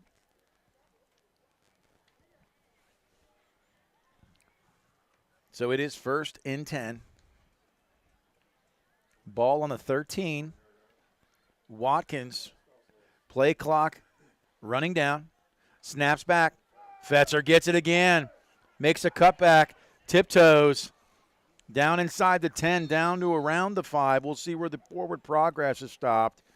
Probably the 6 to 7-yard line. We'll see where they mark it. That's a nice cut by Fetzer right in the hole. Kind of cut back straight up the middle. Good blocking again inside there by Dubs Bloom, number 55, Lope. And on the right side, number 69. That's not Mason Larson in there. I'm misreading that number 63, Blake Oglesby on the right side. Oglesby has looked good as well. And Brandon Swales. And Brandon Swales. No, you're good. You're good. Brandon Swales. Shout out to Troy, his dad, class of 90. Just keeping it rolling. Dubs Bloom at center. Perfect snap that time. Flags on the play. Was it a delay of game? Procedure penalty. Okay. From that far side official. First penalty in a while for the Bulldogs. Really first penalty, I believe, in the second half, so that'll set them back 5. No one upset about that. Clock running again under 4 minutes. Win number 8 for the Bulldogs here tonight. Solid season thus far, 8-0-1 for Jersey Shore. So with the penalty, 2nd and 10 now. Ball on the 12-yard line. Dubs Bloom at center. Watkins in the gun. Immediate handoff up the middle. Met by number 20. Big tackle by Gary Lee. the sophomore. Slip right through the center and guard hole there on the right side. Really hard hit by Fetzer. He's going to stay down on that one. Trainer's going to come out and take a look. Yeah, Gary Lee brought the boom, and you know, Fetzer's going to be okay. It was one of those, you know, shots to the midsection, and they're never pleasant. If you've never had the wind knocked out of you, it's a scary time. But they'll get him up and they'll get him out. But let's talk briefly about Lock Haven University football, 4-3. Super job by the program there, to Dan Mulrooney, coaching staff. We talked about it early in the season, brought in a lot of transfers using that transfer portal, including Collier, the running back, who has really been solid, led them to a road win at Bloomsburg last week, 21-13, to take that record to 4-3. They play Kutztown tomorrow at home in Hubert Jack Stadium, where, Nate, you called a number of games for a number of years. Kutztown's pretty decent, but again, have an opportunity to win that ball game. And here's the amazing thing about Lock Haven University football, and we've talked about over the years, they have not been good for a very, very long time. They have not had a winning season since 1978. Think about that. That's a lot of years in there, and Mulrooney's building it. He's saying, hey, the way that we can get players that can play right away is in the transfer portal. Kids want to play, and they bring them down from the 1AA and Division I level. That's where all of these players have come from, and they've really contributed. So root for those Bald Eagles tomorrow to go to 5-3 on the season. 3rd down and 12 on the 16. Watkins in the shotgun. He keeps it himself. Scampers for a couple. Down inside or around the 10-yard line. So it's going to be a 4th down. We'll see what the Dogs do. I don't believe they're going to try for a field goal here. I would think they would run this one out. Under 3 minutes to go here, remaining in the ball game. But really a great story there, Nate, back to LHU for just a second. Really a great story with what Coach Mulrooney and his staff are doing to turn that into a competitive program. He's already done that. Now you want to turn it into a winning program, just like Coach Brashear did 10 years ago. Got the ball rolling, and, boy, it has continued to roll on since then. So it is 4th down and 8 on the 11. Handoff immediately to Malk. Malk sprints, pops it through. Down inside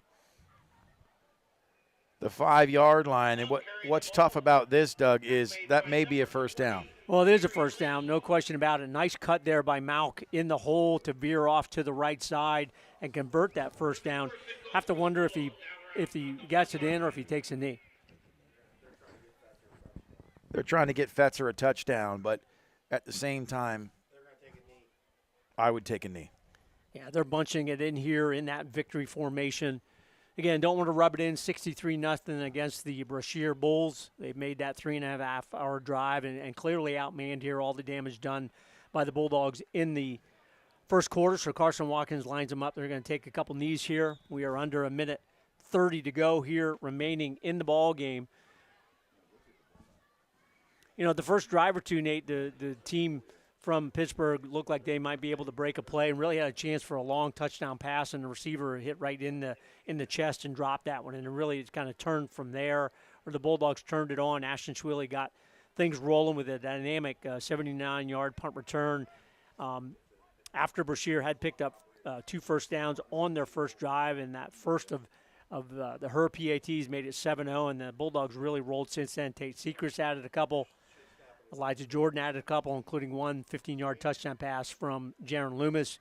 Bo Secrets, Brody Herr chipped in as well. So really good overall effort by the Bulldog special teams, Bulldog offensive team, and the defense really played well in that first half.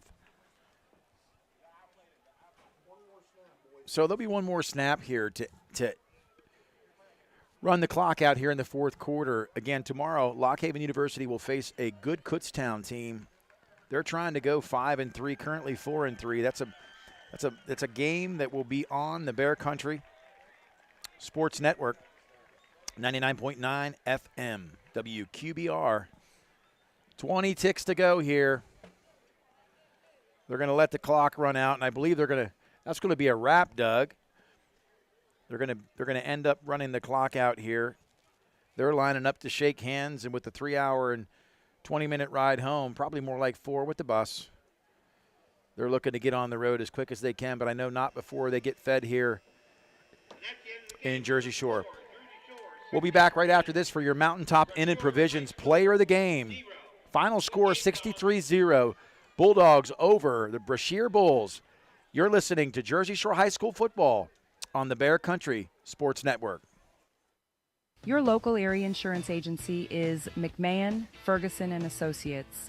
They handle your home, auto, commercial, and life insurance needs. Let's talk life insurance. If something happened to you, would your family be prepared?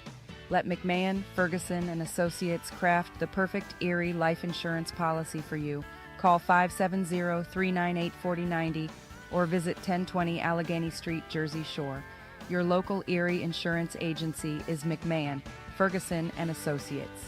Always supporting the Jersey Shore Bulldogs, it's the Twilight Diner in Loganton, open 7 days and featuring a full menu, breakfast, lunch, and dinner, and daily specials. So good, people ask for their food by name, and they bring that great taste on the road with the Twilight Diner on wheels. And now at this area's newest venue for weddings, reunions, and gatherings, Miller's Barn in Tylersville. Hold your next event in the middle of Amish country. Twilight Diner, 603 North Mill Street, Loganton.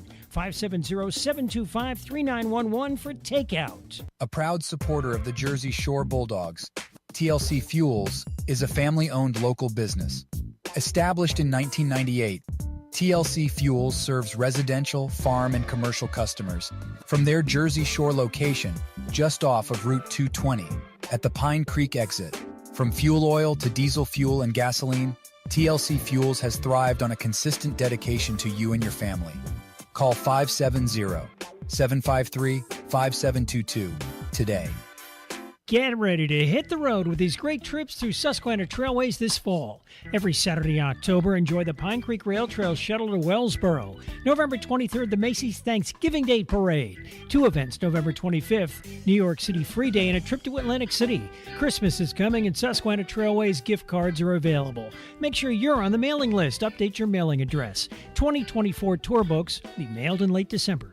Check the Susquehanna Trailways Facebook page and website for more information. As a mom, comforting my family is what I do best. Vicks Vapor Stick provides soothing, non-medicated Vicks vapors in an easy-to-apply stick. And it dries fast, so there's no mess. I use it to comfort myself and my family. Thanks, Mom. Vicks Vapo Stick, soothing comfort for the whole family. And when you need more comfort for yourself, try Vicks Vapo Shower for steamy Vicks Vapors. Use as directed. Vapo Stick for use ages 4 and up. Vapo Shower use for adults only. A message from Rurik Carpenter Funeral Home in Jersey Shore. The loss of a loved one can leave you with a lot of unanswered questions, feelings of stress, anxiety, and grief that make life difficult to handle. Depend on us. We'll guide you through all aspects of the process with dignity, compassion, and respect. Supervisor Jim Carpenter and Rurik Carpenter Funeral Home, 1002 Allegheny Street, Jersey Shore. Call 570-398-1730. Online at rurikcarpenter.com. WQBR 99.9 FM. Nate Carpenter, Doug Byerly back with the post game. Listen, guys, we're going to keep this brief tonight. We want to thank you for tuning in. I have one recommendation, though. If you're coming out next week, there is a homecoming dance tonight, but next week, Central Mountain, here Friday night, it will be homecoming night. So we love our viewership. We love those that tune in. But if you can't come and pack this place, it's a problem. Really love to see as many get out here and physically be present against Central Mountain next Friday night. We could talk about stats. Time of possession in the second half was the opposite of the first half. Thank you, Dad, for sending those in. But we're going to get right to the player of the game. Before we do, can we talk about our sponsors? Yep, our sponsors, again, all season long patron sponsors, Stephen and Lisa Wadsworth from Lock Haven. Patron support of the program and our broadcasts this year. Kickoffs by Joe's Equipment, Cement Drive, Jersey Shore. Go see the crew there. Give them a call at 570-398-1391. The out-of-town scoreboard brought to you by Tie Dot and Embroidery. Check out all of those scores in the local papers, particularly the Sun Gazette, tomorrow morning. For all your screen printing and embroidery needs, give the crew a call, 570-398-4477, Tie Dot and Embroidery. Again, thanks to Duke Fravel in remembrance of all of his support of Jersey Shore High School athletics and the local community throughout the years. And that brings us, Nate, to our player of the game tonight here, week number 9, Mountaintop and Provisions. Pretty easy choice for us. Ask Coach Hale and Coach Davis what they thought. Ashton Sweely, senior wide receiver, defensive back, special teams guy, really becoming a key part of the ball game. Got this whole thing rolling here in the ball game with a really dynamic 79-yard punt return touchdown, and then added to that in the second quarter, a nice interception and a 20-yard touchdown return that set up Tate Sechrist for his second touchdown rush of the night. So Ashton Sweely, senior wide receiver, punt returner, defensive back, leads the way, and he is our Mountaintop and Provisions player of the ball game for week number 9. It was a good day, always a good day, great day to be a Bulldog. But listen, when communities work together, I want to give a shout-out to Western PA District 8, the Brashear Bulls, for coming all this way, making their presence known tonight. The scoreboard not favorable for them, but class act all the way. The kids came, put up a good fight, and it's always nice to establish working relationships with people outside of the area. You know, Pittsburgh is a lot more than Three Rivers, a lot more than the Pirates, a lot more than the Steelers. It's about communities just like this, and, you know, it's a good experience for the kids to have the opportunity to play against different opponents. We wish you guys a safe travel back home and a good meal over here tonight provided by the boosters before you hit the road and head out I-80 West. Again, Doug, I'll say my piece. You wrap us up. But, you know, from our family, our house at the Bear Country Sports Network to you, whether it's your living room, whether you're out watching the game tonight, or whether you were here, it's always just a blessing to come and be able to spend the night with you. Thanks for tuning in from all across the globe tonight. Your viewership, your friendship, and the support to this Bulldog Nation is always greatly appreciated. I'll see you next Friday here at Thompson Street, 7 p.m. Central Mountain Homecoming. Bulldogs win 63-0. Ashton Sweely leads the way. He is our Mountaintop Inn and Provisions player of the ball games. Again, final score, Jersey Shore Bulldogs 63, the Brashear Bulls 0. The Bulldogs improved to 9-8-0-1 on the season. As with Nate, we'll see you next week here against a good rival, Central Mountain Wildcats, coming in. They got a big win tonight, 48-0 over Midwest. Again, you are listening to WQBR, Jersey Shore Bulldog High School football on the Bear Country Sports Network.